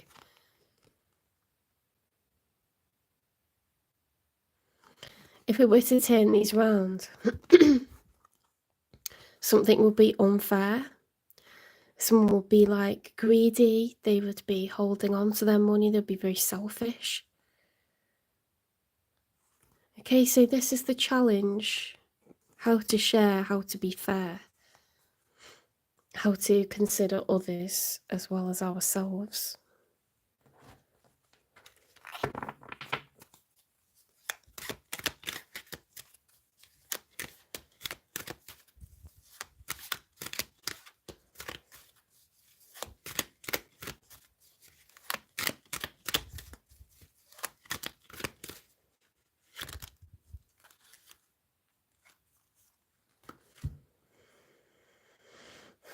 There's some fears over sharing a life with another person. I think you're worried, Capricorn, about how that would work, what it would mean, whether it would suit you or not. You know, sometimes we like to preserve what we have, to be independent, to not conform to social norms and always be exclusive with a person or live with a person or marry a person, to have joint bank accounts. There's different ways of doing life. Some people never marry the person that they love. Some people always have separate bank accounts, you know, and they love each other and they're a really good team. But it just depends how you've been brought up, what life experiences you've had, your own characteristics. Like, it's not always a good idea, you know, to put everything together. So, yeah, for example, if you get a joint bank account with someone and it's always your money going in, but it's always your money going out, and you're not the one withdrawing the money, you know, it's not cool. Like, that's really fucking, you know, daft, isn't it? Like, people do it because they're like, oh, well, we're married, we need to put everything together, what's yours is mine, and all the rest of it. Well, that's fair if you agree on everything that's spent out of there. But if someone's just going wild or taking the piss with it, or they're not trustworthy, you know, or they get some sort of addiction, or I don't know, you got like a real, it could be disaster, couldn't it? It could be disaster, and it's absolutely fine to keep things separate, you know. Probably more realistic to keep things separate because you just do not know the day that someone turns around and says, I'm not really happy being with you anymore, or something like this.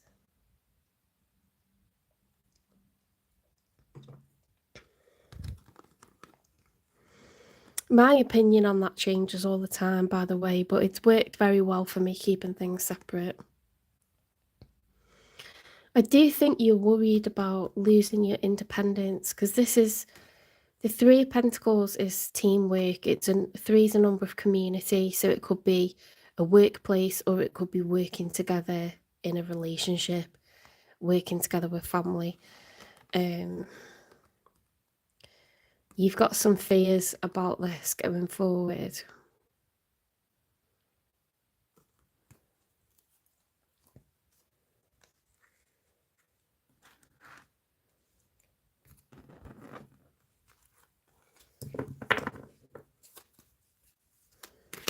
Someone could have asked you to move in, or you could have, you know, considered asking them to move in, or it could be like you've been dating someone for a while and they're like, well, what are we, you know? Hi, I'm doing collective readings by zodiac sign. If you want to buy an individual reading, you can do, but I would need to record it and send it to you, and it would be £18. The link is in my channel description.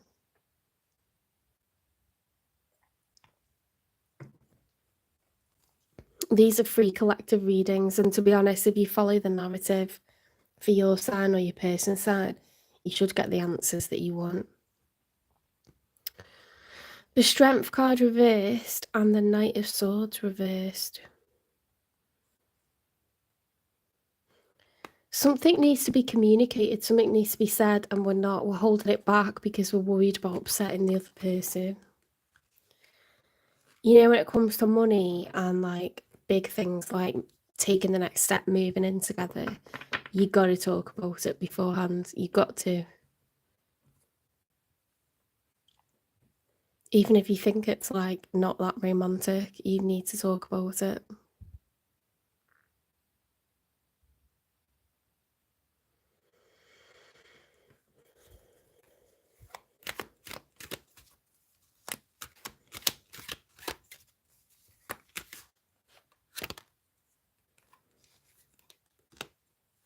Right, your person, the one that's on your mind, the one that you're dealing with, or the one that you're manifesting in.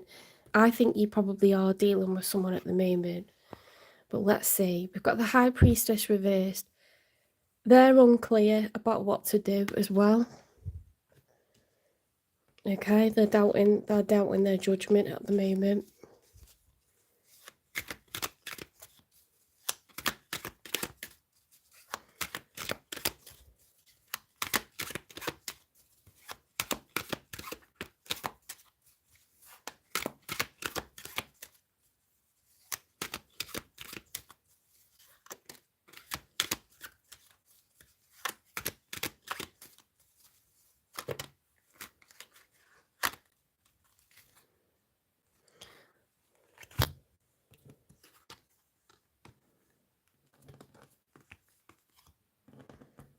Okay, so in the end, they have decided that they don't need to think about it anymore. They're ready to take a leap of faith. They can afford to make this, move. Enough was being achieved, enough was being acquired previously for them to be in a decent position. Page of Swords, they're going to communicate, okay? They're going to talk to you about all of this. They could be a Virgo. They don't have to be. We've got Virgo and Pisces energy in front of us.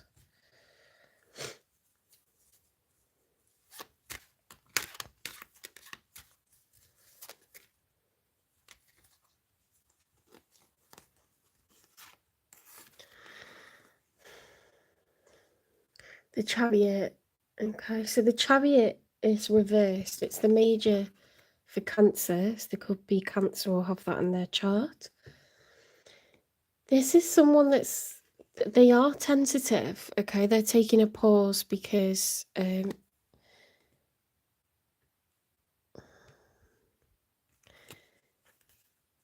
although they're taking a leap of faith, okay, they are worried, they are concerned, they are nervous about it. So they might say, look, I want to talk to you beforehand, or like, let's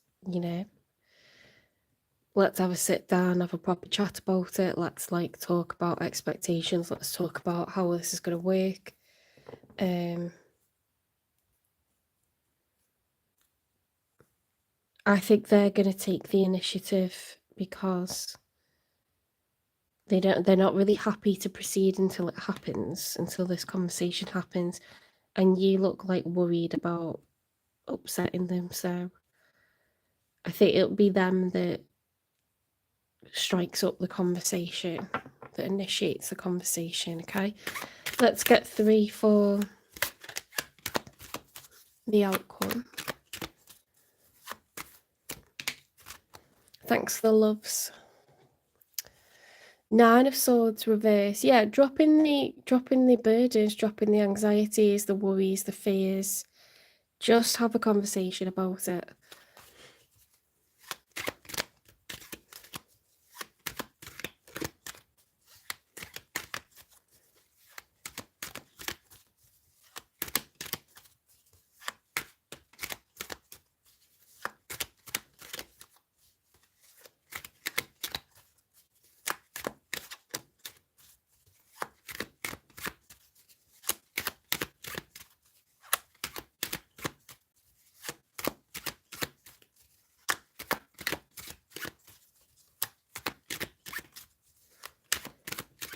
Two more for the outcome, please.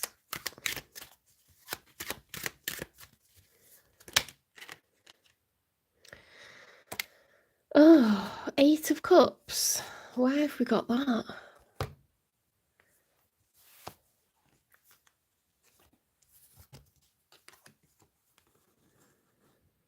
Eight of Swords, 5 of Cups reversed.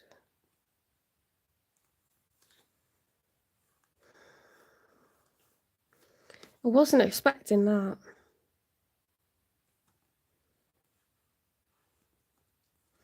You may not be able to see eye to eye over, like, you could have very different expectations, or Capricorn, you might feel like you've got cold feet, or they might.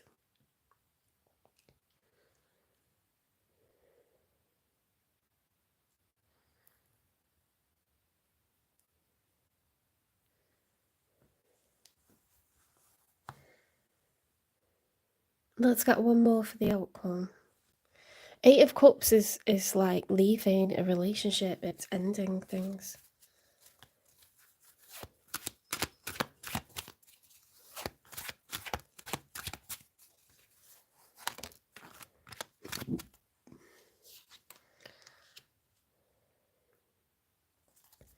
It could be that. It could be that there's a bump in the road, okay, like the relationship gets put on pause. Then you know, it's on both of your minds and you regret not doing this. Like, because then I'm saying that because we've got the Eight of Pentacles also in the outcome. So that's growth and expansion, that's investment. It's trying to become the Nine of Pentacles, which is abundant, self-sufficient. It's also, you know, a stepping stone away from the Ten of Pentacles, lasting generational wealth. Normally what you acquire when you put two incomes together, two sets of savings together, you know, solidify assets into a house or whatever, like.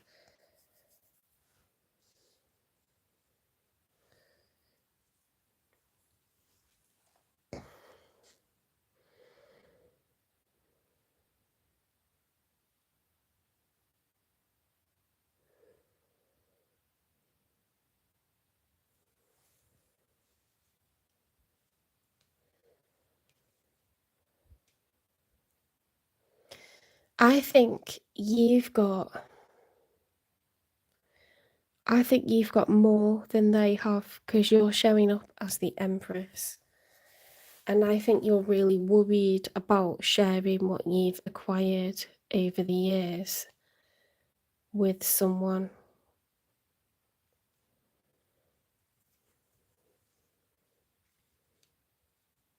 They do have savings. They have got to a point where they've got enough. But the Chariot overturned is like failure, loss or defeat at the last minute. Okay, and they wanted to take a leap of faith, so that's a shame. I wonder if you reject them. Someone ends this, and then worries about it, and then maybe you decide to just wait a bit longer, or, you know, it seems like you stay together and then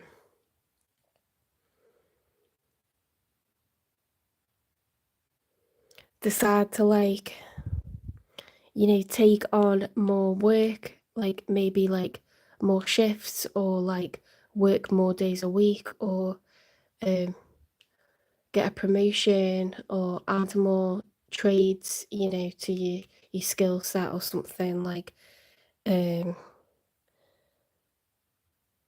or they do, you know, like, but there's investment into the future, there's growth and expansion.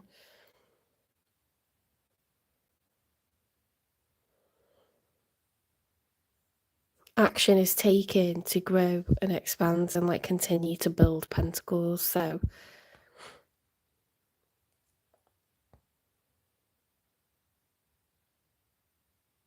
whether that's together or apart is on you, Capricorn, I think.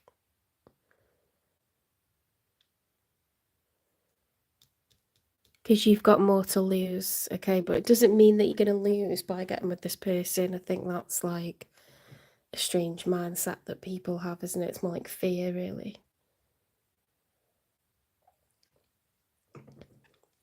There's nothing wrong with waiting, you know.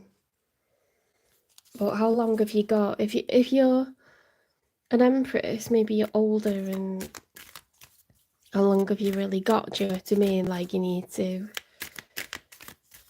maybe get used to sharing again and trusting again.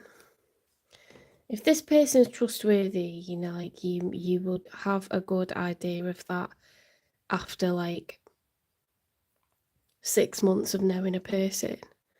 3 months is too early. 6 months, you know a person.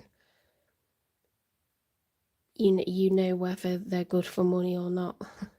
You know whether, you know, they've got addictions or regular, you know, income. Like, you might not know whether they've got savings, or you might not know whether they've lied to you about certain things. But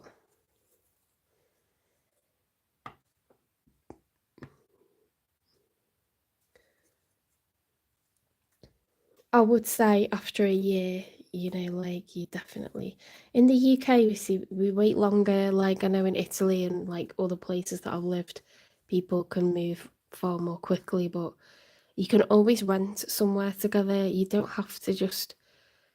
I think people are nuts, you know, just getting a house together straight away. That's the biggest commitment. That's bigger than getting married, I think. Getting a huge debt. A house on a mortgage is a huge debt, and you're in big trouble if you can't pay that together. So to do that together very, very quickly is ridiculous. I think there's nothing wrong with renting for a while. People will say, it's dead money, it's dead money.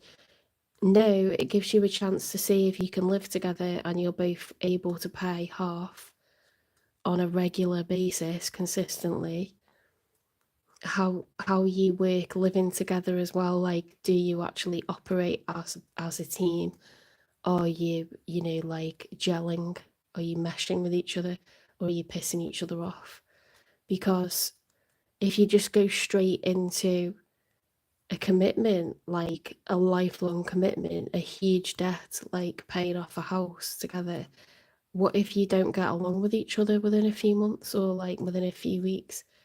It's the biggest commitment you can take on. It's a massive debt. Like, so I just don't understand. Like, in the UK, people seem to get a house together and then they split up like within a week or something. I don't get it, but I just think it's bizarre.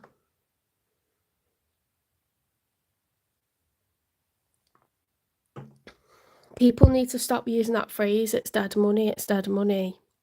When you rent, you give yourselves a chance to see what it's like being in a proper grown-up relationship without gigantic consequences, you know.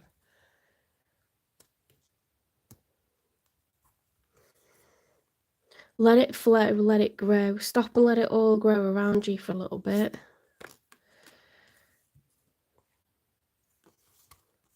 It doesn't have to be perfect.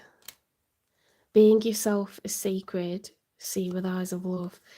Yeah, give the person a chance, but you don't have to like make mega financial commitments to them. You don't have to put your assets on the line. You don't have to, you know, risk it all. Enjoy having a relationship, take baby steps, find ways to take small, calculated risks rather than horrific ones. If the consequences would be terrible, don't do it. Do you know what I mean? Like, find a way to progress the relationship without putting everything absolutely on the line. You don't need to do that.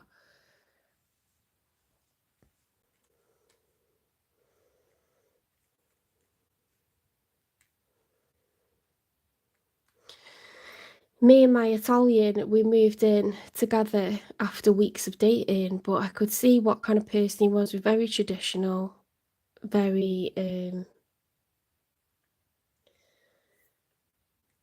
very open, very honest, very caring, you know, attentive, like I'd met his family and I knew what I was getting myself in for, you know what I mean? Like, I knew he was going to be like a good bet, and he was, but it's still a risk. There's no way I would do that with 99.99% of people, because you just can't, like...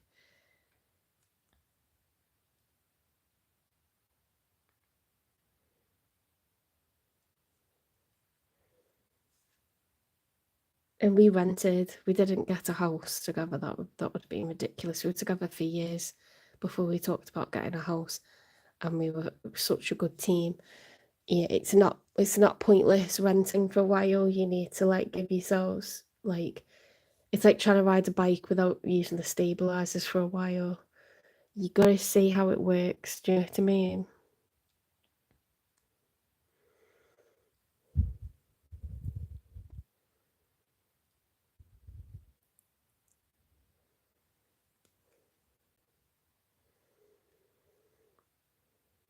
For example, in the time that we were renting a place together, I was able to let him know that I'm not going to be doing all of the washing and the cooking and the cleaning. Okay, it's going to be 50-50. I was able to let him know that I'm not going out to 6 different shops every single day once we've decided what we're going to eat. No, like, we're going to do a weekly shop so that we can be tired and remain at home during the week. You know, like, we had to iron out the kinks, and, you know, and you need a chance to do things like that before getting into gigantic commitments with each other.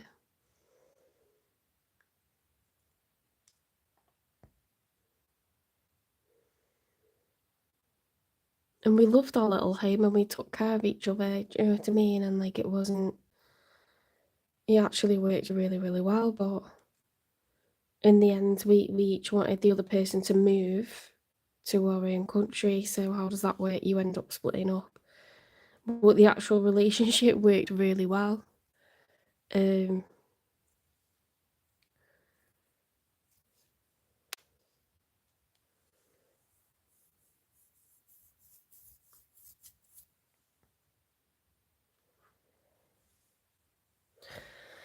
So I do think that you'll decide to avoid maybe like fully committing to this person for now. But you'll continue to grow the relationship. Find a way to do it without putting it all on the line, because you don't need to go from 0 to 100, okay? 0 to 60 maybe. Right, let's get you some advice, some more advice.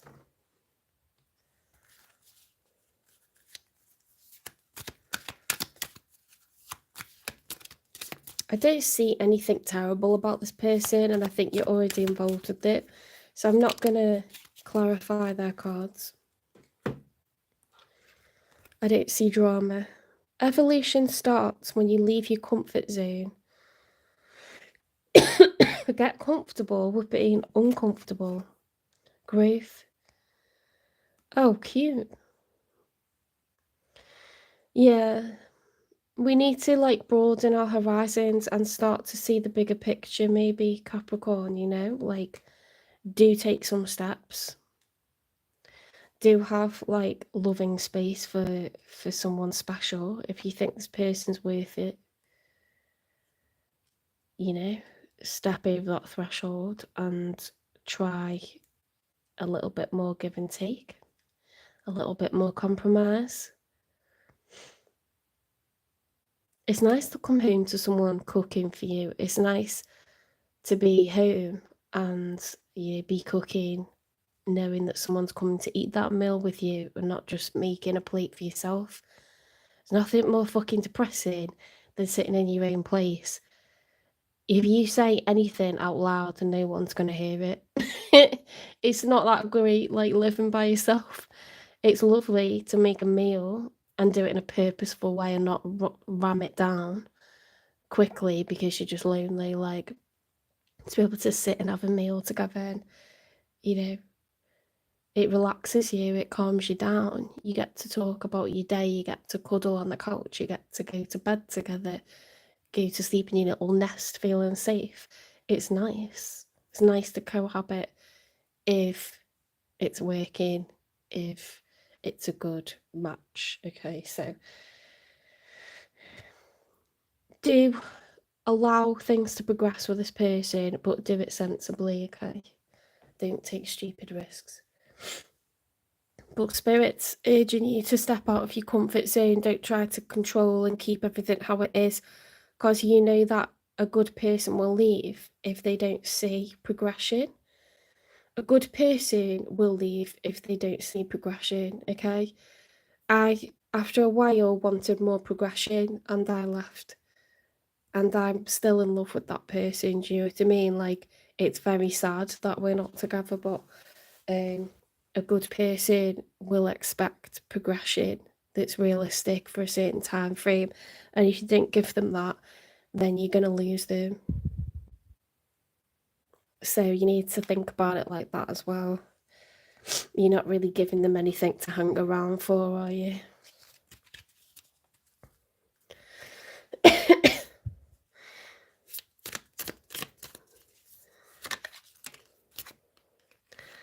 I am thankful for all my emotional experiences as they have shaped who I am today.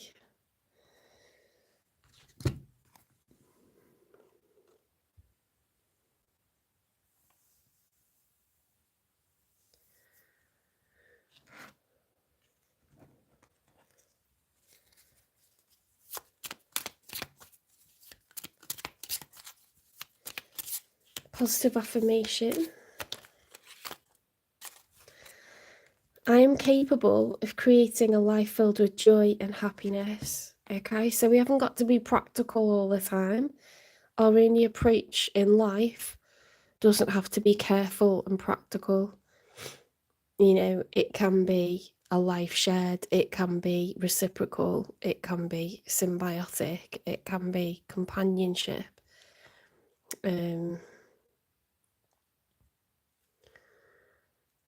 It's okay to be cautious, but we don't have to be, you know, solitary for the rest of our lives. We don't have to just keep our defenses up. Sometimes change is good. Yeah, union can be fantastic.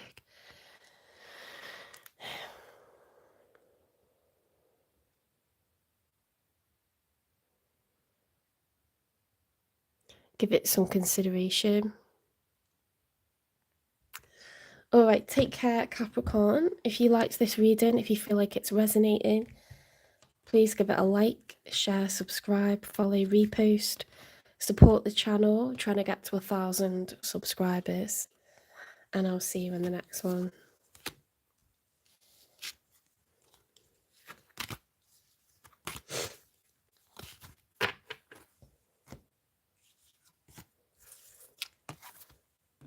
When me and my person split up, you know, it's a matter of like them taking on the whole rent, which is different to, you know, us having to legally buy each other out of a mortgage or something like this. Like, it's much harder and scarier to do stuff like that. So that's what renting does, you know. It's not like, it just lets you test the water and see what it'd be like to be living in a house together without it being forever, because then you can make it forever, but you can't undo it very easily at all. If you've got a mortgage together, that's going to affect your credit rating, you know, whether you've got different banking and saving options. If you've already been a buyer, if you're not a first-time buyer, everything's harder. Like, it's a huge commitment.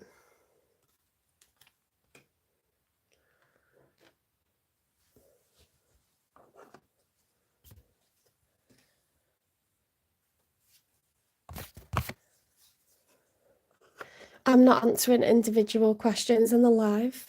You might be able to get sorry, you might be able to get that on a different channel, but until I've got 3,000 watch hours, I can't take super chats. So at the moment, I'm doing collective readings that are free by zodiac sign.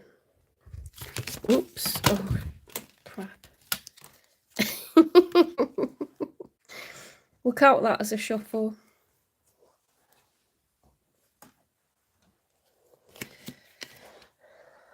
I'm going to have to open a window because that smoke is getting to me so bad. I smoked myself.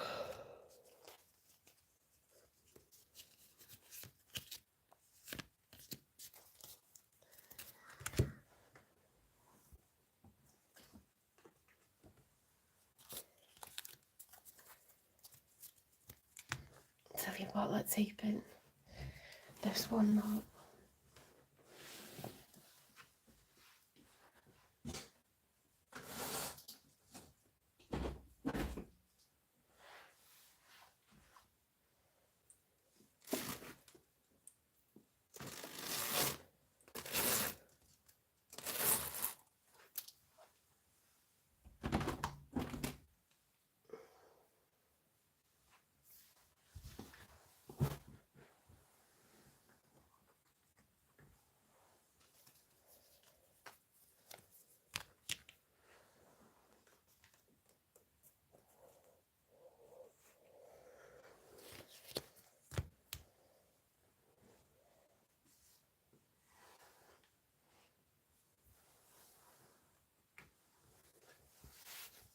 Okay, on to Aquarius.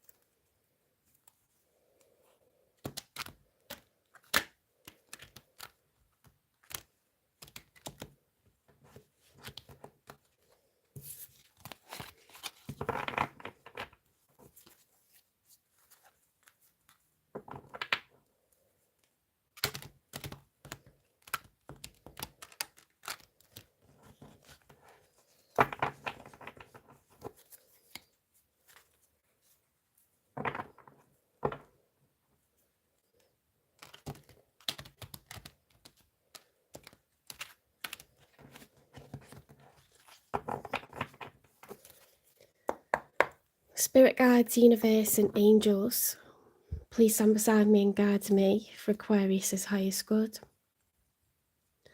How is Aquarius feeling in these final days of July 2025 with regards to what they're thinking about, dealing with, or manifesting in? 3 cards for Aquarius, first of all, please.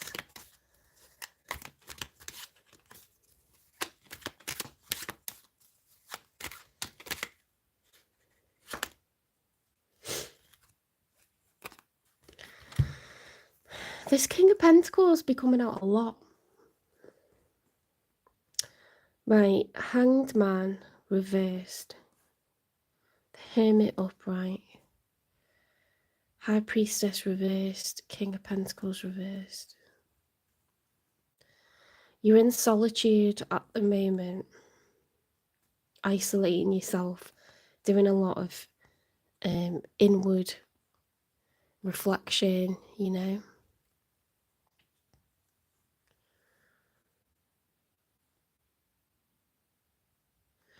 The Hanged Man reverse is when you're not open-minded, you're feeling quite stubborn about something. You're unwilling to see things from a different perspective. The High Priestess reverse is like, I can't follow my instincts. I don't trust my intuition on this one. You know, you could have lost your faith in, like, you know, everything, like, happens for a reason. There's a divine plan. It'll all work out. All this, like, trust and faith that we have. Hope that everything's going to be all right. Optimism that everything's going to be all right. You know, trusting ourselves to make the right decisions, or that everything will work out even if we've made a boo-boo.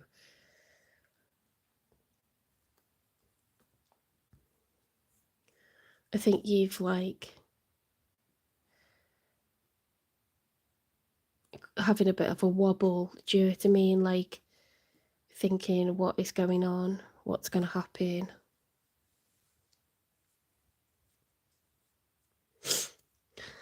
You could have been a bit off with people recently, Aquarius, like not your normal kind of giving self, like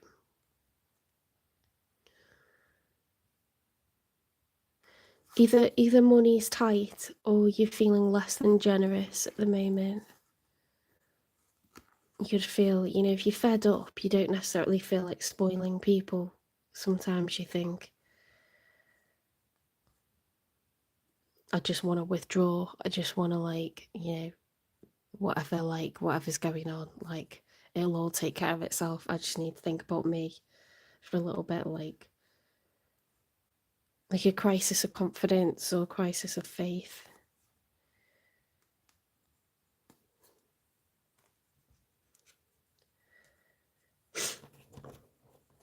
Because the opposite of spoiling people is like neglecting them, right? So the King of Pentacles is someone that is great with money, you know, loves security, loves to have savings, loves to earn money, because that makes us feel like we're not under threat. You know, in this capitalist world, money makes the world go round. So if you don't have money, you feel under threat. That is your saber-toothed tiger of 2025, is like a lack of money, is like the fear. So earth signs and you may have Earth in your chart. Or it may just be someone that loves to feel financially secure because you've got responsibilities, or you've just always been that way. When you're feeling happy, feeling confident, like things going well, you tend to want to help people out or gift them really, really nice things when it's their birthday or some sort of special occasion. The opposite of that is like being tight with money, or, you know, forgetting about anniversaries, or missing people's birthdays, or wanting to spoil people but not being able to, you know, like, I think it's more to do with emotion. I know it's Pentacles, but looking at like the rest of this, it seems like you're very much isolating yourself away from people at the moment. So it feels more emotional, like not feeling too happy with people at the moment, or too generous towards people at the moment.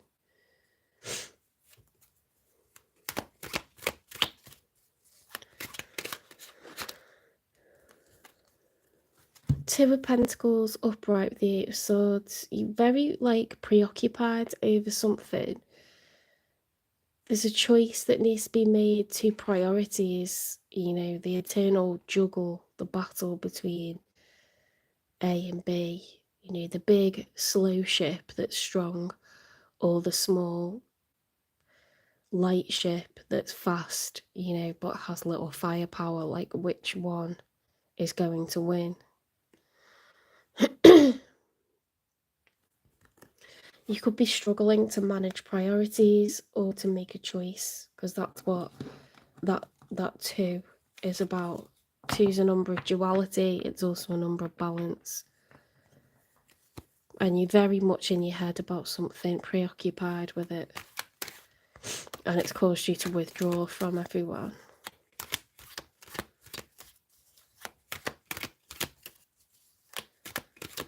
You feel stuck, like there's no way out, like there's no way around this as things are. I'm so glad I opened that window. I can like breathe, my God. The Fool. Okay, so taking a leap of faith. Doves are very innocent, and the Greek mythology behind Columba is that there's two clashing rocks. Okay, two rocks hitting together, and I can't remember who the characters in the story are, but they need to, you know, go through this passage where these rocks are like smashing together. So they send the dove through it, because the dove is naive, the dove is innocent. It's not assuming that it's going to die. It's not preoccupied with stuff like that. It's not, you know, it just flies through like with ignorance. So this is like, this is what this person, well, it's not this person, it's you, Aquarius. This is what you're going to do, because the Fool's upright. You're going to take your chances on whatever it is. You've been thinking about it, okay? You've agonized over it, and now you're going to take a leap of faith. You're going to take the risk. You're going to shoot your shot.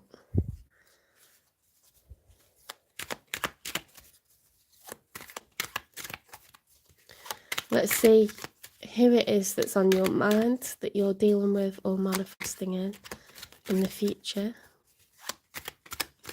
How are they feeling?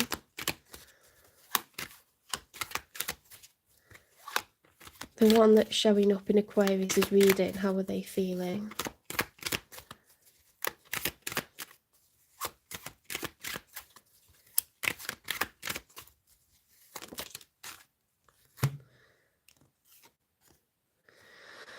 The Ace of Pentacles reversed. Okay, so they're feeling like dejected, like some kind of lost emotion. They could be out of work at the moment. They could have lost a job or finished a contract. They could have a lot of outgoings at the moment, or they could just feel like they lost a major opportunity with you. Because if that was upright, I'd say it's like leveling up, but that's like leveling down.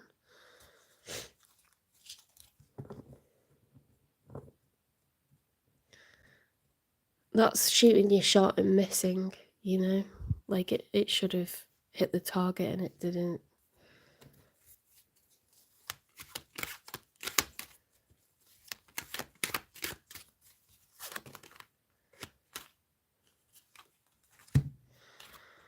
The Nine of Pentacles reversed. This person doesn't want to be alone.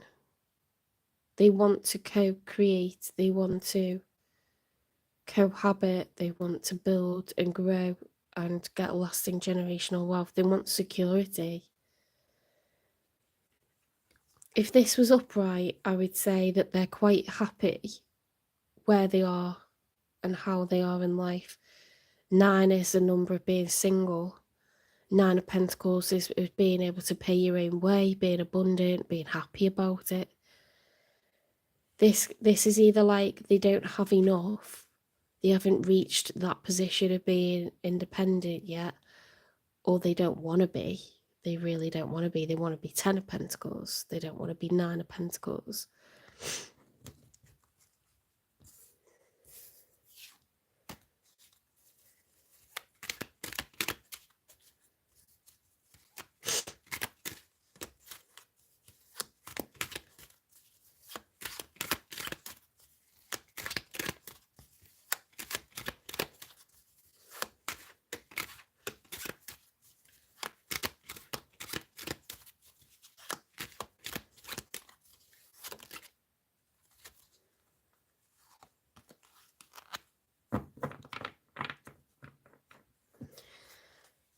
This person is they're very determined, okay, because the 9 of Wands is the wounded warrior. Is someone that has fought. These are all the battles that they fought, and they're ready to take on another one. Okay, they're not going to give up. They're not going to stay lying down. They're going to get up, dust themselves off, and they're going to have another go. Okay, it's someone very determined, someone very, they've got their eye on the prize. Okay, you know, like if someone were to shoot an arrow into that apple, you know, this person is eventually, if they keep trying, they're gonna get it. Okay, they're gonna get there. So that's their mentality. It's a very persistent energy, very conscientious energy, very determined. Let's get 3 for the outcome. Now you're showing up as a king, so you could have more responsibilities than this person. They're showing up as the 9 of Pentacles, okay, which is a single person's energy.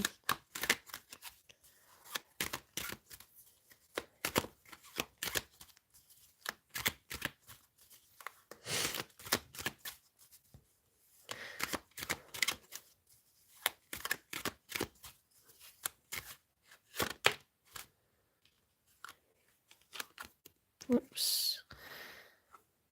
The outcome is mutual love, okay, new love. You and this person, whoever this is that's showing up in your reading, are in love with each other, okay, it's early days, but the feelings are there and it's mutual. Each person is offering a cup of emotion to the other. So if you wondered how this person feels about you, they're in love with you, okay, and you're in love with them. 2's at the beginning of a cycle. If it was 6 of Cups, it would be a long-term relationship, you know, living together, married, any of that.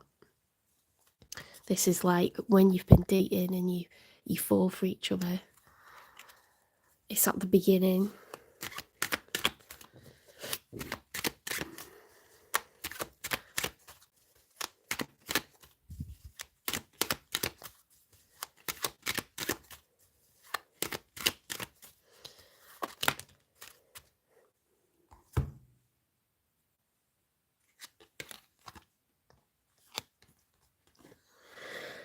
Right, we've got the Ten of Swords reversed and the Devil. We're dropping the fears, the anxieties, the worries, the pain. Because there's a fierce commitment here, okay? You two are like two magnets with each other. And like it or loathe it, you both obsess over each other. Absolute grim determination to consume, every waking moment with thoughts of each other. Like, it's obsession, it's like intense infatuation, like bound to each other.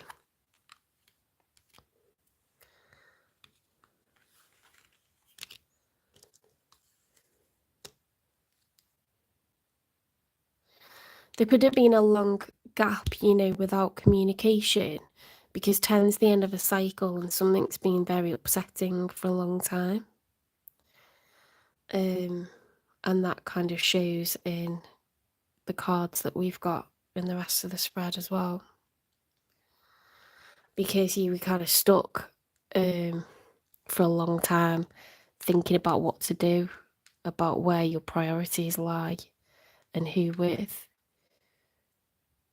And you really didn't trust your own judgment on it, and it caused you to withdraw. Okay, and they saw that as a huge loss. Like, they don't want to be alone, okay? They want the 10 of Pentacles, they don't want the 9 of Pentacles. That large pentacle there, plus those 9 would be 10 of Pentacles, which is lasting generational wealth. Okay, and they didn't get it, it didn't happen for them. But that's the intention. And they're not going to give up.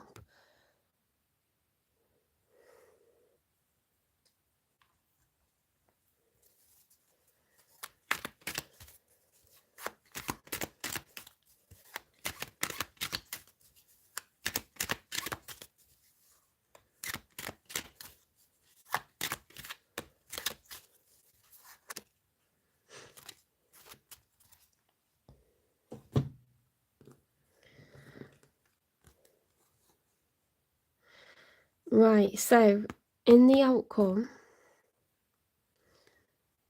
as well as the Two of Cups, the Devil, we've got the Justice reversed and the Empress reversed, okay? So it's knocked someone off their pedestal, all of this. They feel like it's very unfair, it isn't right. They could be a Taurus or a Libra, because the Empress card is the major arcana that's shared by Taurus and Libra. Andromeda is, in Greek mythology, she is supposed to be rescued and, married and have several children. She's very beautiful, okay? She is not supposed to chase. She is supposed to attract love. She is supposed to be abundant when it comes to money, when it comes to love.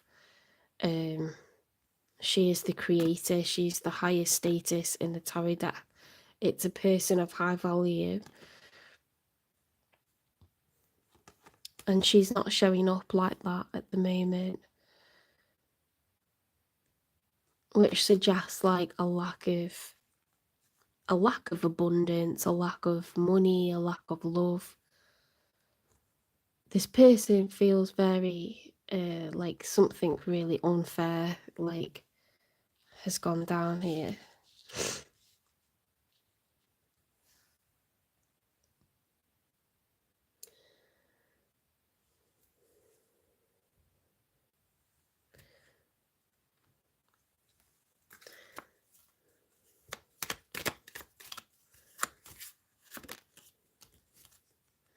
closed off, not emotionally available, distracted, hurt in the past. They feel like they can't get hold of you, okay, because you went into hermit energy. They wanted to communicate and it just wasn't a possibility. Like, the door was slammed in their face, so, you know, they were at a loss, and it felt like it was out of nowhere.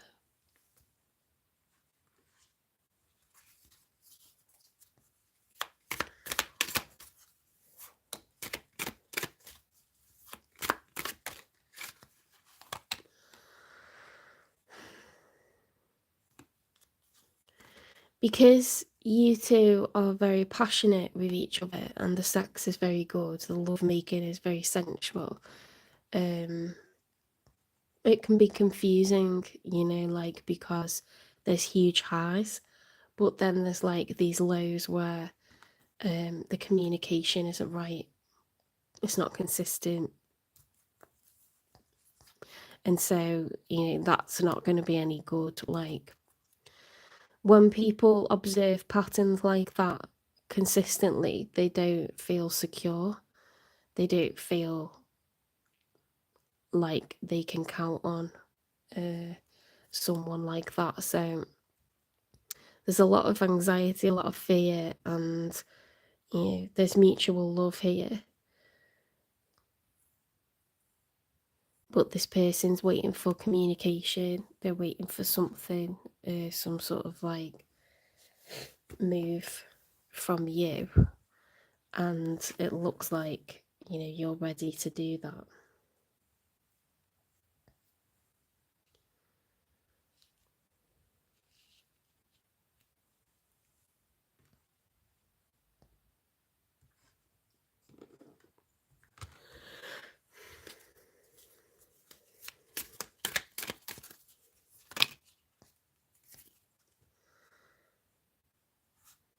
They worry that that they're getting played, okay, because this has happened to this Empress a lot. Their perception is that they could be getting manipulated again. They could be trusting the wrong person. That they don't have control over what's happening to them in their life. You know, communication. Lots of people gain control over another person by choosing to communicate or choosing not to communicate, choosing to open up and share things of the past or sharing nothing of the past, you know, talking about what they want for their future or not talking about what they want for the future. Communication is also a weapon. Finances are a weapon. Emotions are a weapon. So this person's been manipulated previously and they do worry that that's happening again.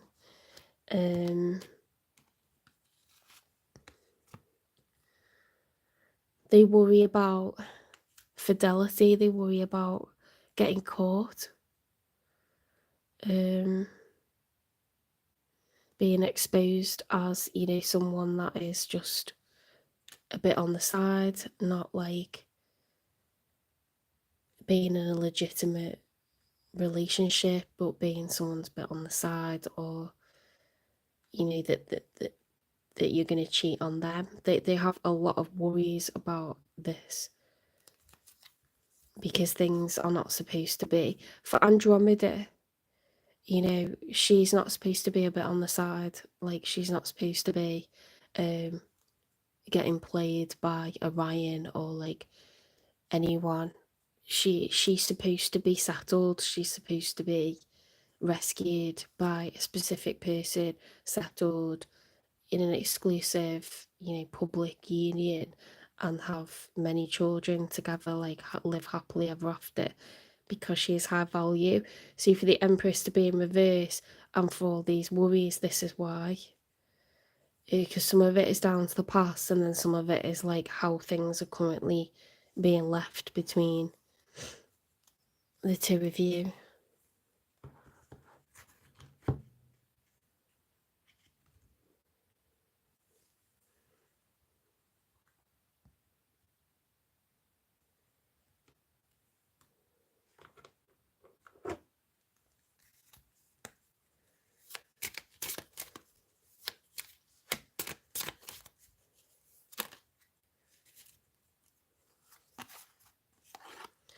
I pretend I don't care, but I see you in my dreams. This person spends like every waking minute thinking about you. But they're not going to be the ones to reach out. They're just not going to. It's the ball's in your court, Aquarius. Okay. Let's get them a new communication message.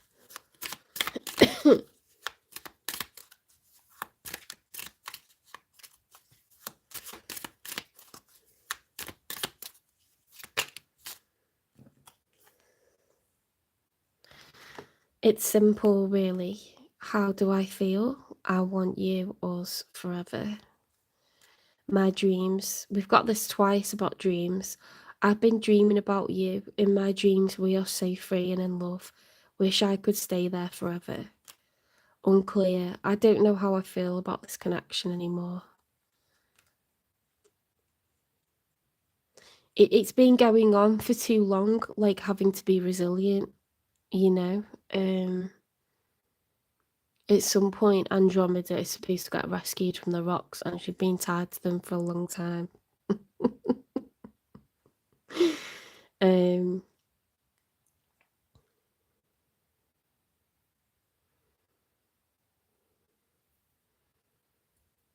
This person is like, all their eggs are in one basket, and it's your basket. Do you know what I mean? Like, they are like, come on, hurry up and do it. Oh, hi, Lynn. So the Taurus reading, I did yesterday, but that'll be a love reading. So if you want individual questions answered in a live, you might be able to find that on another channel, or I can do you a personal reading for work. It'll be 20 minutes, and it'll be £18. So you can find the link to my PayPal in the channel description on YouTube, and I can do you a video and send you the link to it that no one else can see. Or yeah, you could ask in another channel, because I do collective readings on my lives. I do like collective love readings. I might try and do a work and finance one. I have done them previously. I only have time to do that in the summer because I work full time. I was considering doing a work and finance one in the week.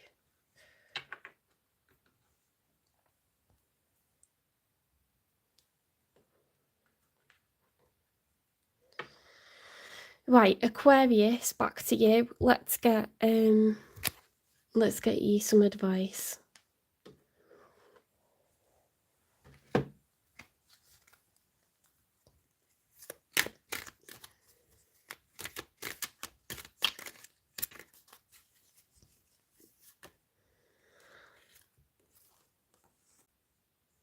Yes, you can. Coming together. Aquarius.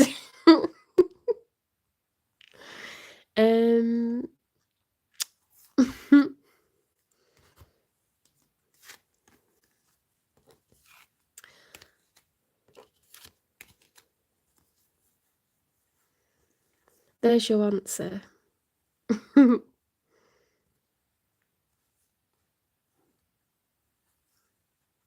There's no way that you're not going to be together, because this person is stuck on you, okay?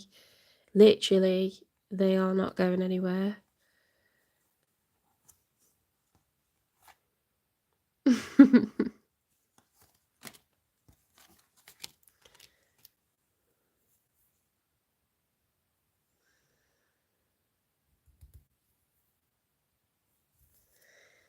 Guys, when I get to 3,000 watch hours, then I can take super chats, and I'll make them cheap, and I'll answer all your questions and lives. But I haven't got the ability to do that until I get 3,000 watch hours.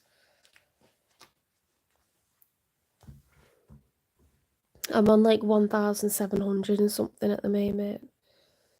So the more people that like the videos, the more people that subscribe, to the channel, the faster we'll get there. I'm hoping to get to 1,000 subscribers by the end of the summer. Hoping. That's the goal.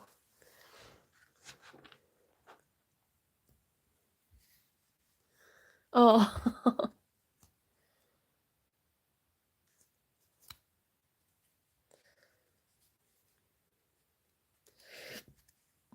Everyone tries to guilt me into answering their individual questions for free. Right, I'll be here forever, guys. I would never be done.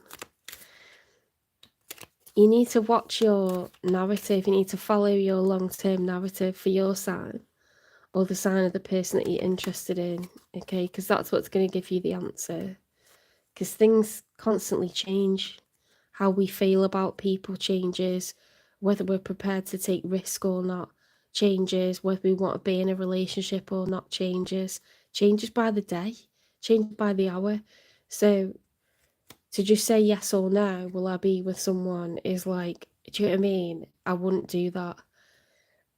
A lot of people come on, they're like, will I marry, you know, X person? It's like, people's feelings constantly change, circumstances constantly change, so I would feel like a fraud, honestly, to answer questions like that. I'd be rich, but I don't think I'd be like really helping people. Self-worth. Why settle for crumbs when you deserve a whole meal? Why has that come out, Aquarius?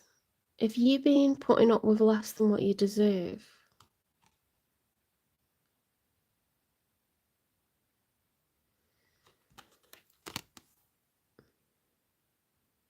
Why settle for crumbs when you deserve a whole meal?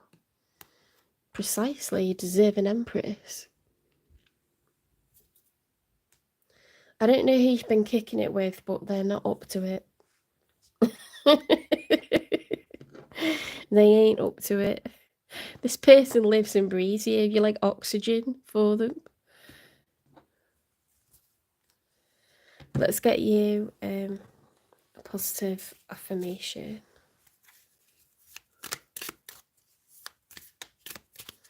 Oh, I've been forgetting to do my essential oils healing deck for like the last 3 signs.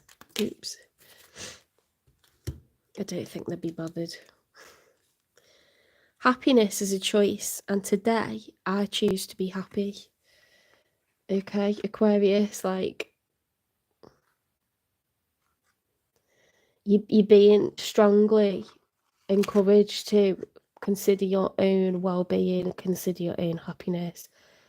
What is it that you want? Okay, stop overthinking it, stop being an air sign about it and over-analysing it and looking at it from like, you know, this way and that way and what will people think. No, what do you want? That's your answer.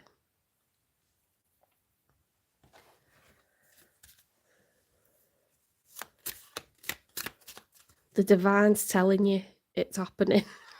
This person's here waiting. They got the bags packed, waiting for you to come and collect them. Do you know what I mean? Or they got the bed made up, waiting for you to come and get it. Like, what are you waiting for?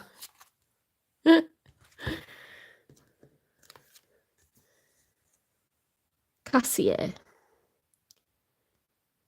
Cinnamon provides courage and strength. Oh my god.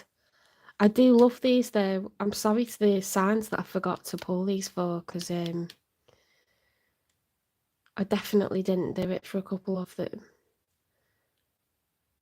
But that goes so well. Happiness is a choice. You need to take a leap of faith and you need to put your own, what you want needs to be first, okay? That's just, you can't go wrong when you follow your heart. You can say you tried, can't you? But if you don't do it, that's probably the worst thing.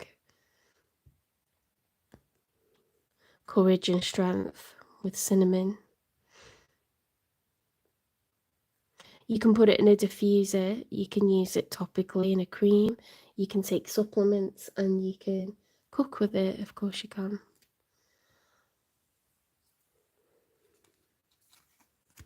Let's get positive affirmations.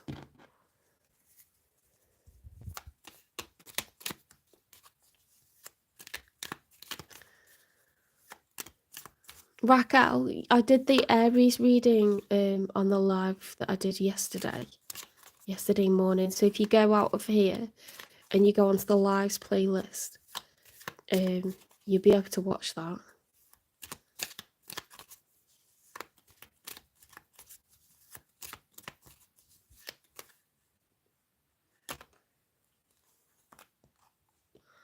I am worthy of love and affection. So you must feel at the moment that you're not worthy of love and affection, or you don't need it. It's not essential. It is essential.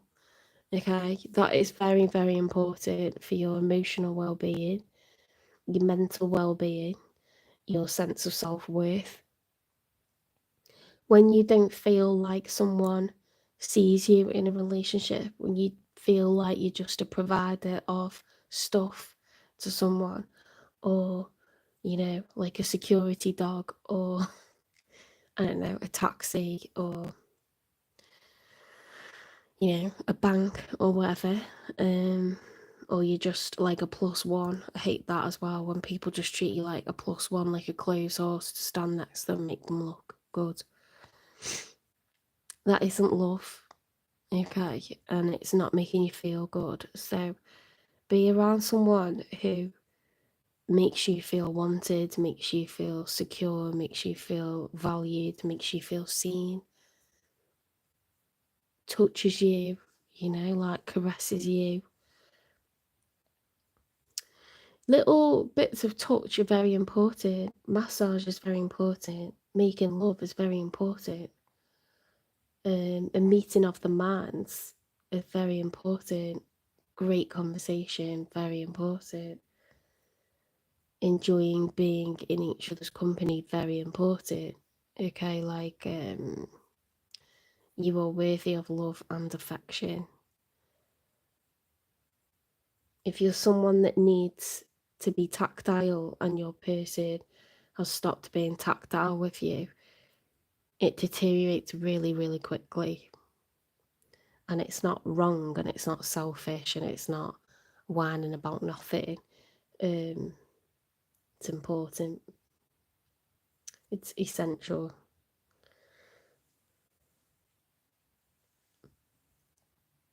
Okay, I'm going to leave that one there.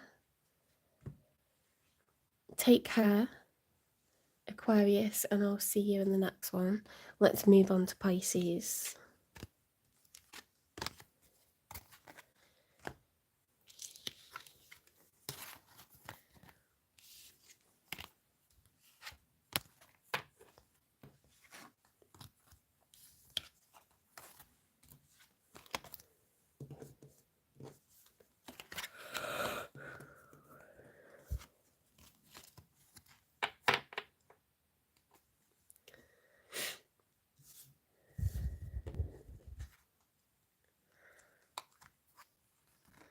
Hi, how are you? You are so rude. Bye. Who's rude?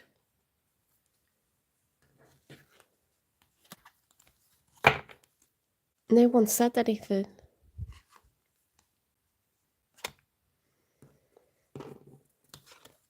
I look at the chat occasionally, but I can't be constantly like talking because I'm trying to talk to do the reading. Does that make sense?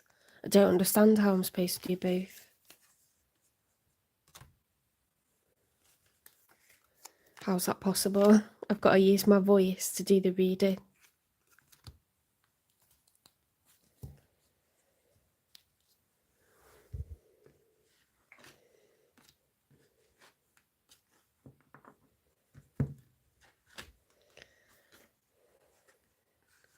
Someone literally just came in and like gaslit themselves.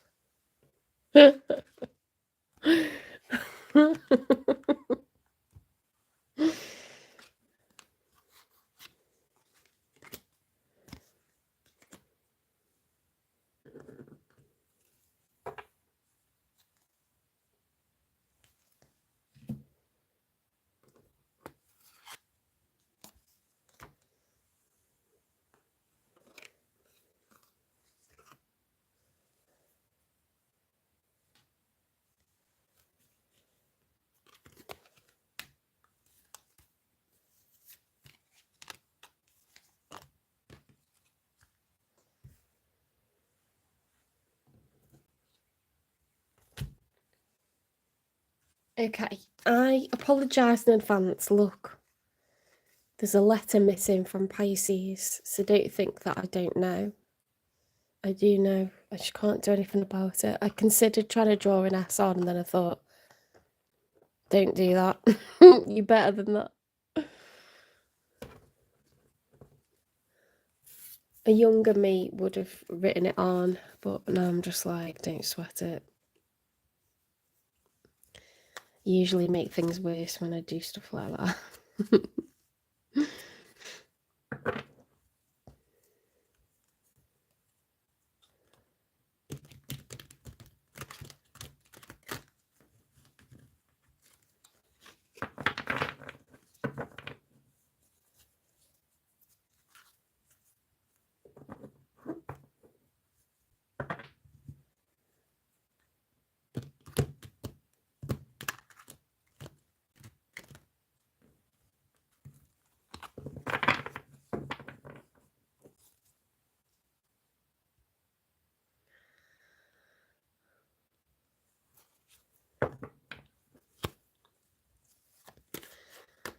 Spirit guides, universe, and angels, please stand beside me and guide me for Pisces' highest good. How is Pisces feeling in this final week of July 2025 and the beginning days of August 2025 with regards to when they're thinking about or dealing with or manifesting in? 3 cards for Pisces, please.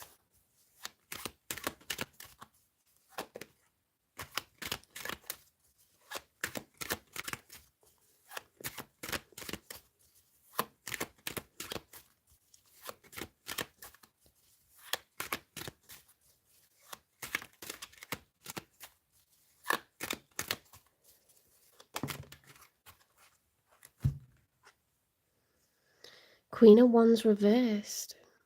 You could be feeling a bit lackluster at the moment.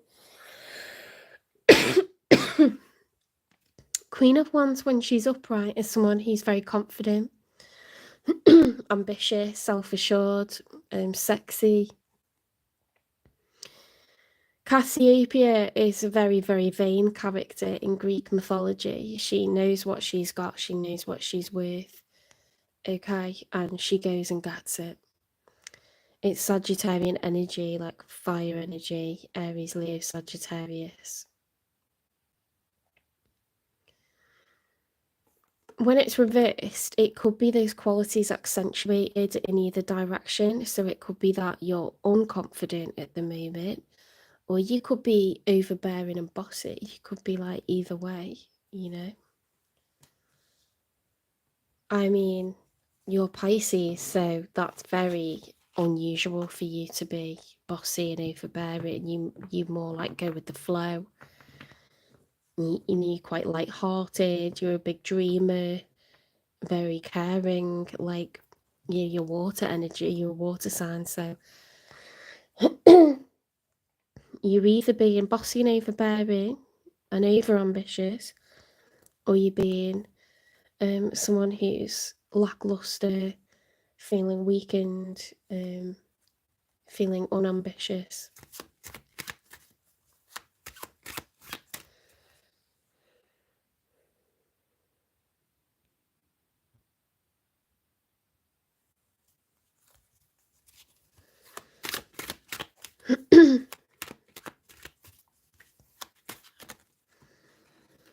Anna, you can watch the Scorpio reading, which I did a couple of hours ago on this live. You just have to rewind it, or I can do you a personal reading. But you would have to pay £18. I don't take super chats because I can't at the moment. And I don't want to do like answering questions in the lives because they're long enough doing the collectives.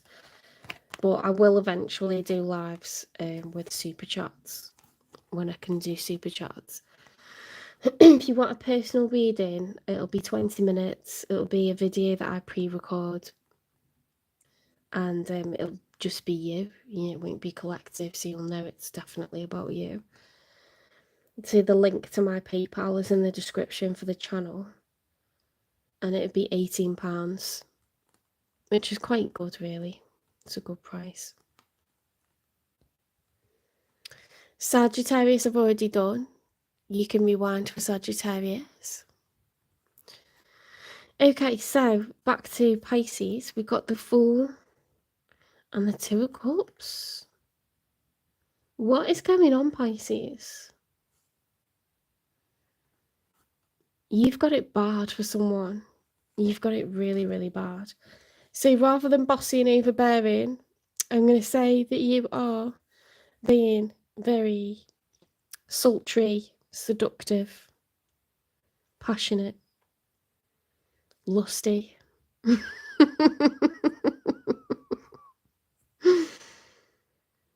I mean, I can't speak for what Pisces are like in the bedroom, but you've definitely got it bad for someone.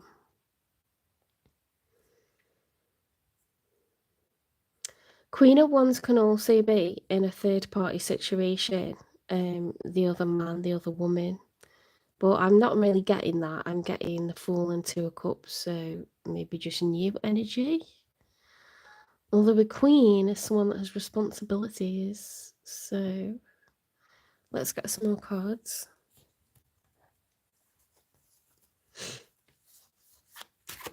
You could just have like quite a good job in work, but you could have excuse me, you could have children. You could be married and having an affair. I don't know.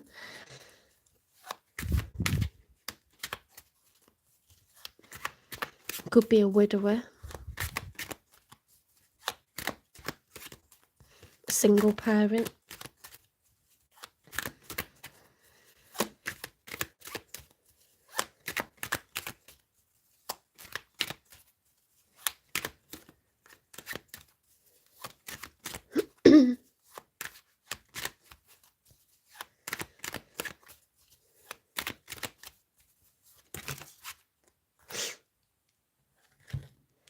This King of Pentacles coming out like everyone's finances seem to be pretty bad at the moment, you know. What's up with that? Eight of Cups, walking away from a relationship. King of Pentacles reversed. The Chariot reversed. Page of Cups.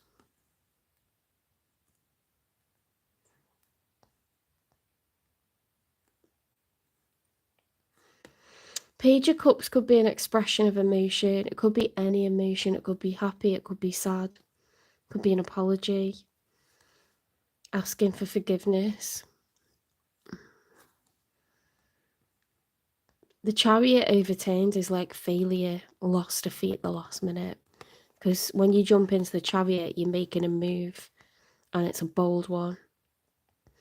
It's transport. You know, you're getting in your car and you are going to tell someone, look, I want to be with you, or will you marry me, or like, let's elope together. Like, it's a making big emperor jumps into the Chariot. He intends to win. So when the Chariot overturns, something's lost.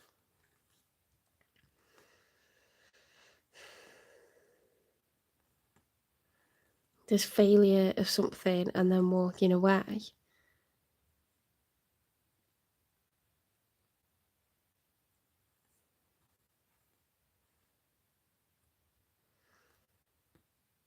There's a downgrading of something. There's a loss of money. So I do feel there's a separation here. But that makes no sense after the Fool and the Two of Cups.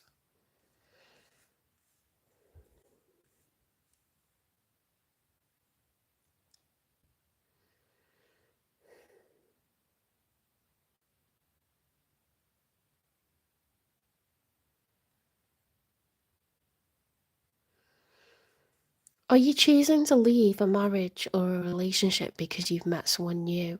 Because it wouldn't make any sense to have the Two of Cups with the Queen of Wands and a King of Pentacles. It would be like the Six of Cups or the Four of Wands. It would be like, you know, a card of like, we own a home together. We're in an exclusive long-term relationship that's very, very stable. Or like 10 of Pentacles or 10 of Cups, you know, like The Two of Cups is like when you're dating someone and you just first fall in love with each other and it's mutual. It's at the beginning.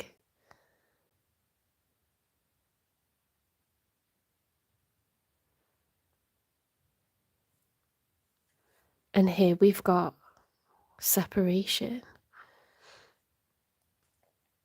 And then a huge outgoing of money.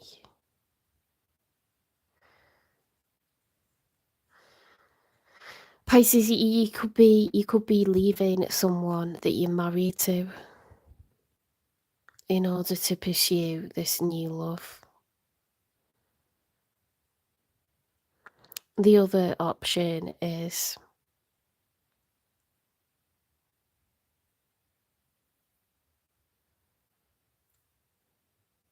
you try being in a relationship with someone, you know, you're both mature people, both have kids or both have good jobs, houses, responsibilities, and it doesn't work out and you walk away.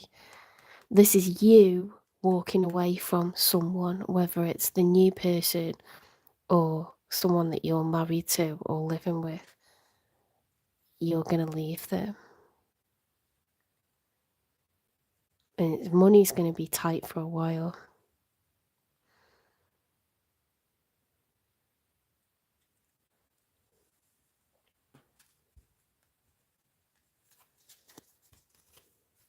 Let's get cards for your person.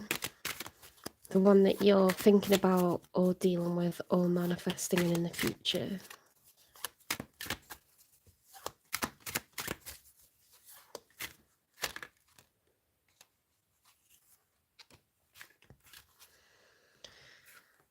Ten of Pentacles. So this is the person that you are married to and that you're leaving. Okay, and you leaving means they no longer have lasting generational wealth. They're going to lose half of that. Okay, so the result is like a loss of savings, a loss of assets, division of savings, division of assets. Living in a smaller place, having to pay, you know, a full rent, pay a deposit, having to downsize to a smaller, much smaller place or in a worse area, you know. So change in status here. The Judgment, a call to action. There's a need for this person to act. They're going to have to be like a phoenix and rise from the ashes.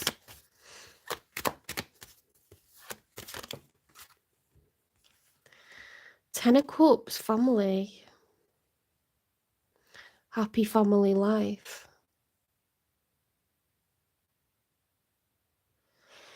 It could just be that this person's going to accept the ending and they're going to, you know, prioritize the feelings of the children and like you keep things light, keep things functioning.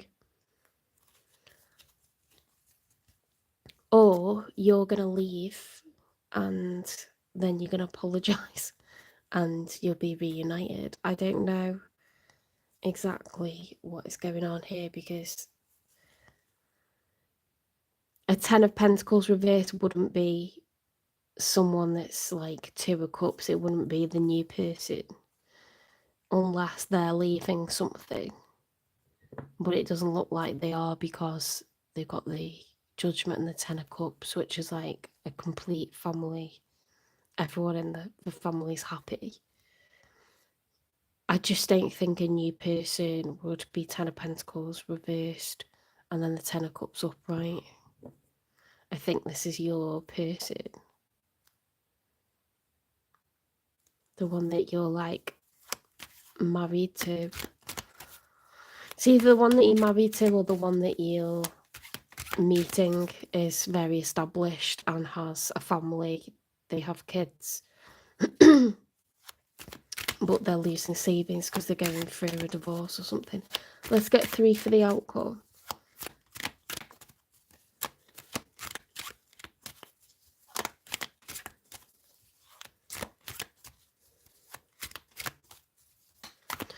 There's definitely two people that you're connected to. There's a new person, and there's the person you were married to and have a family with. A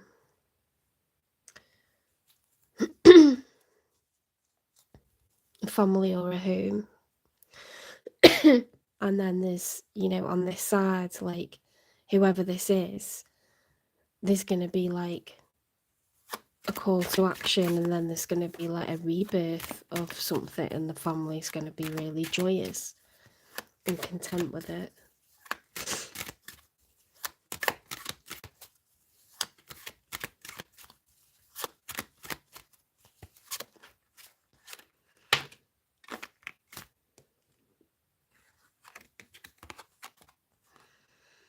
Three of Swords in the outcome, heartbreak.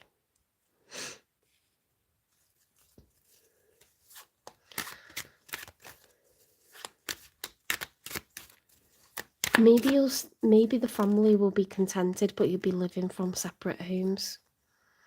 Knight of Cups.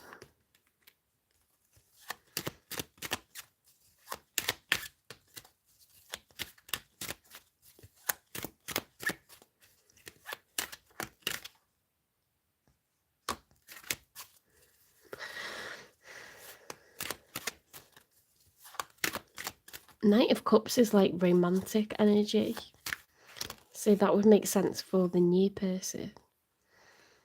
Five of Pentacles. Five of Pentacles is like, you know, it's literally half of the Ten of Pentacles. It's being impoverished again, like being like in a state of lack. Not being, you know, full of wealth, full of assets, savings, but being in a state of lack where it's like a struggle, money's a struggle.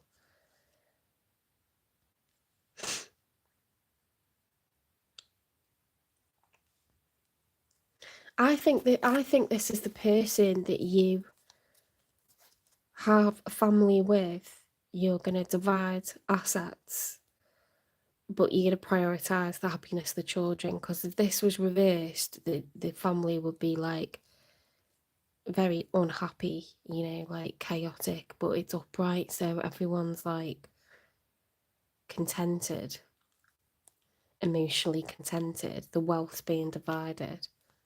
And the Knight of Cups is like being in your feels over someone. The Three of Swords, and you're like that's heartbreak.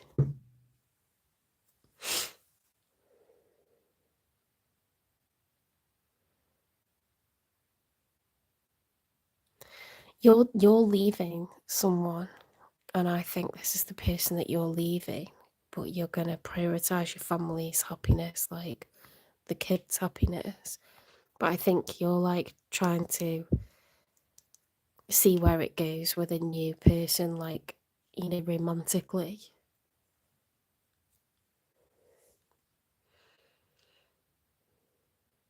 You might look at the spread and think, no, I know what that means. Like, I'm just trying to read for a lot of people. And I'm not a fly on the wall. Not at all.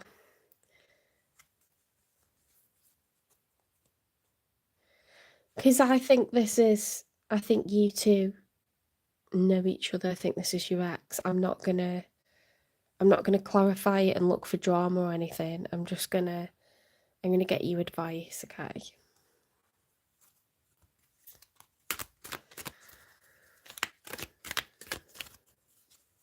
Thanks for the loves. Thank you. Keeps me going. It doesn't have to be perfect. Life is weird. It's full of ups and downs. We only make decisions, you know, with the knowledge that we have at the time. We can't ask any more of ourselves than that. Everyone makes mistakes. Sometimes it's repairable, sometimes it's not. But in the end, things settle down, things find a way of working out, you know, we recover,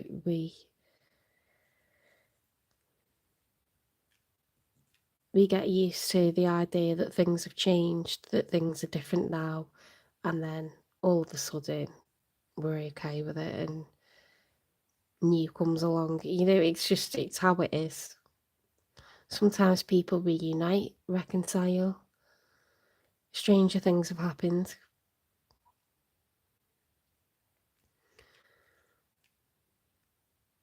Life is a rich tapestry. You know, full of events, very, very eventful. It's draining sometimes. Sometimes it's boring and you think, God, I shouldn't be complaining that I'm bored, because there's plenty of drama in life.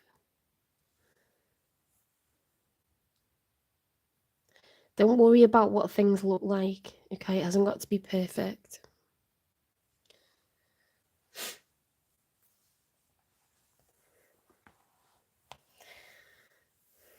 Oh, I don't know. You'll have to Google that and, you know, do like one of those. I used to do that all the time. If I was like obsessed for a person, I would find out what their star sign is and then go on like astronomy. Is it astronomy.com or like love astronomy or something like that? And see if they're compatible signs. I used to love doing that.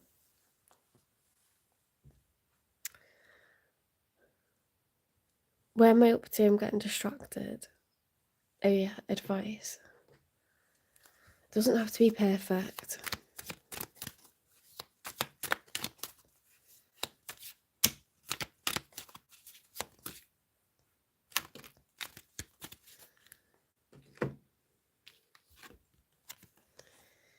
Energy.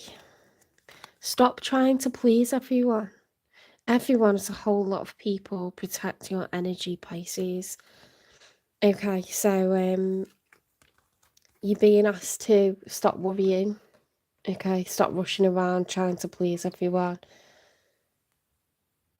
The kids will be fine. Okay.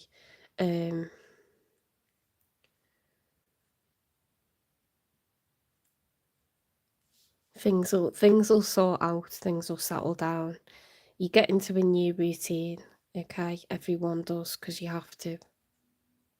The only thing that heals stuff is time. The only way you can build a new routine is by doing it every day. So you need a certain number of days to go by. And as that happens, things just start to get easier. They start to make sense. They start to become more automatic instead of an effort. You know what I mean? It is better with time. Right. I've done all the signs, Anna. So I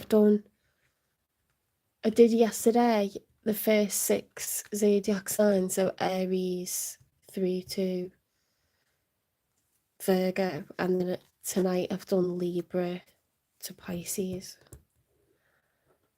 If you don't know the order of the zodiac signs, you just Google that and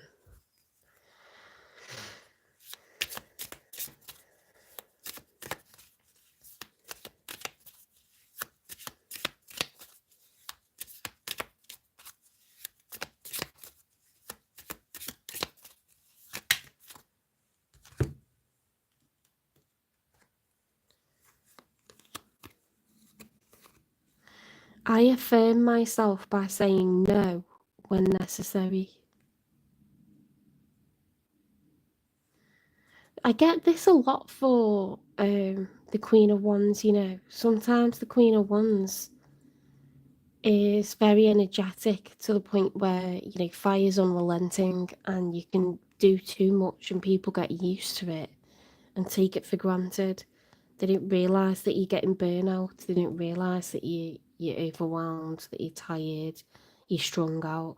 And I think sometimes fire signs, and then you're a water sign, Pisces, but you're showing up as a fire sign. And again, that isn't really right for you. You should be like going with the flow.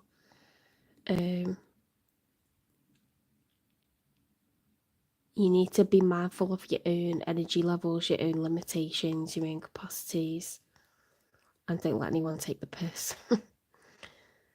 Say no sometimes, okay?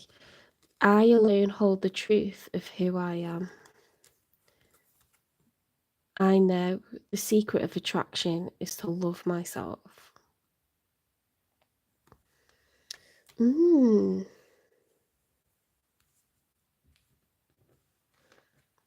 That's quite an interesting one to come out, isn't it? The secret of attraction is to love myself.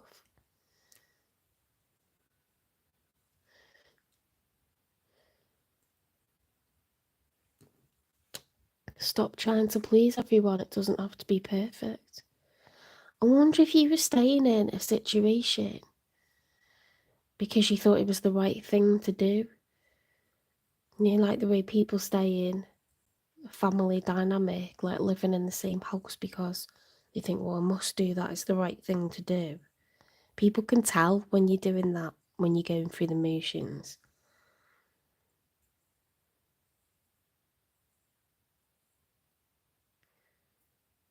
It's okay to have a blended family. It's okay to have an atypical setup. You know what I mean? I think there's more people living atypically than there are typically.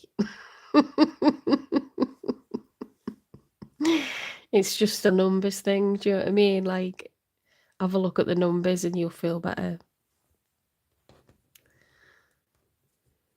There's something about, like, not, you know, like this Cassiopeia, she's very much about what everyone sees, you know, of her and how she's perceived by people.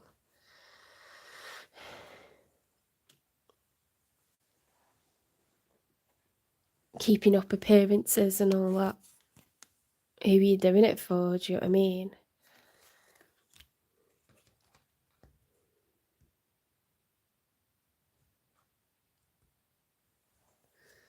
You can be a slave to society if you're not careful. You gotta live life for yourself. Live it authentically. So the first 6 zodiac signs I did yesterday, so that Aries, Taurus, Gemini, Cancer, Leo, and Virgo. And then tonight I did the second lot of 6, so that's Libra, Scorpio, Sagittarius, Capricorn, Aquarius, and Pisces.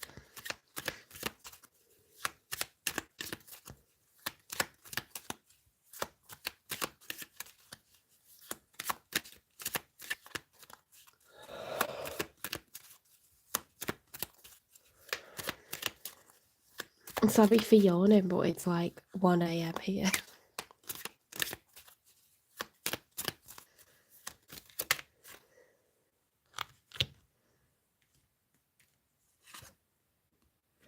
Oregano releases limitations and discomfort.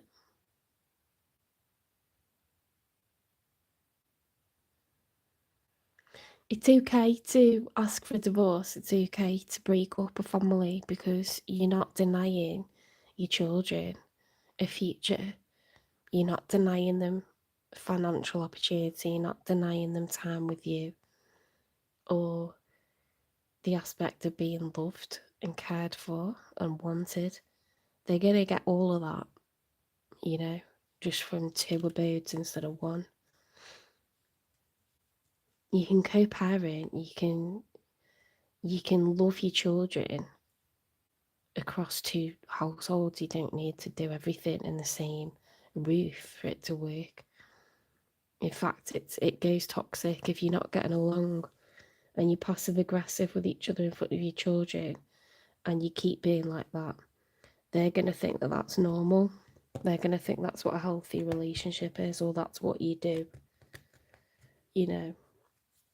Same with arguing or violence. What are you portraying to be normal, healthy, and, you know, would you want them to do that? Would you want your children to, you know, have arguments or have long, like, days where they don't talk to each other and the kids are sat miserable? You know, be a role model, like, in all ways, like, show them that it's okay to live separately and love your children. Because everyone deserves peace, children included. Everyone deserves to genuinely have the space to feel how they actually feel instead of keeping up pretenses. Everyone deserves to be loved and to feel loved. If you keep cohabiting with someone that you don't love anymore, you're making them miserable in their own home. Do you know what I mean? It's not selfish to break up or separate, because what's worse is using someone's best years of their life to make them feel miserable and alone in their own home. That is evil. And people do it because they're like worried about what society will think about divorce. What will people say about it? Who fucking cares? With all due respect, who cares what other people will say about it?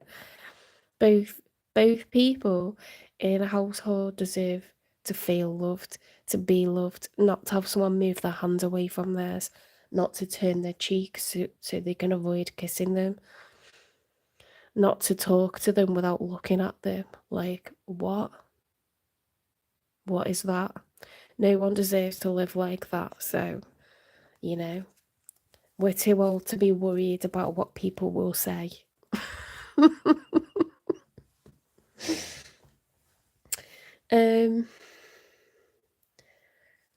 What do I need? One more positive affirmation.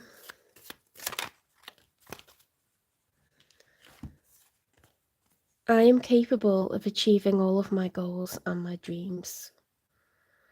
Okay, so you got to put what you want first. Don't give a fuck about anyone else.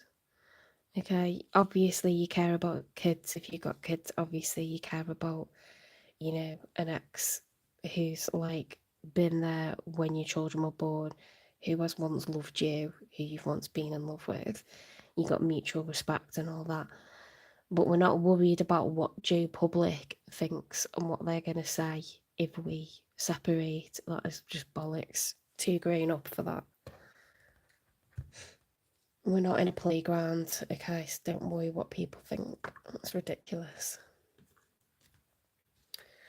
I think there's been an issue, hasn't there? A generational issue, worrying about what parents will think. What will parents say? What will parents think? You know, but that's because they always had to worry what their parents would say and what their parents would think. It's 2025. It is what it is. If your contract has expired, if it would be toxic to stay together, if it would mean one of you or both of you feeling lonely in your own home, then you split up, and that's just how it is. Okay, they're just going to have to deal with it. They just need to receive the information. They don't need to comment on it. They don't need to have an opinion on it. They just need to receive the information and know that it's happening. Okay? Right, take care, Pisces. I hope this resonates with some people. Please give me a like, share, subscribe, follow, repost, support the channel. I'm trying to get to 1,000 subscribers by the end of the summer. I will consider doing a work, business, finance, education reading midweek, because I'm off at the moment. It's the summer and I'm a teacher, so I can do it. I know a lot of people want to know what's going on for them financially. Okay, so look out for that. Take care, and I'll see you in the next one.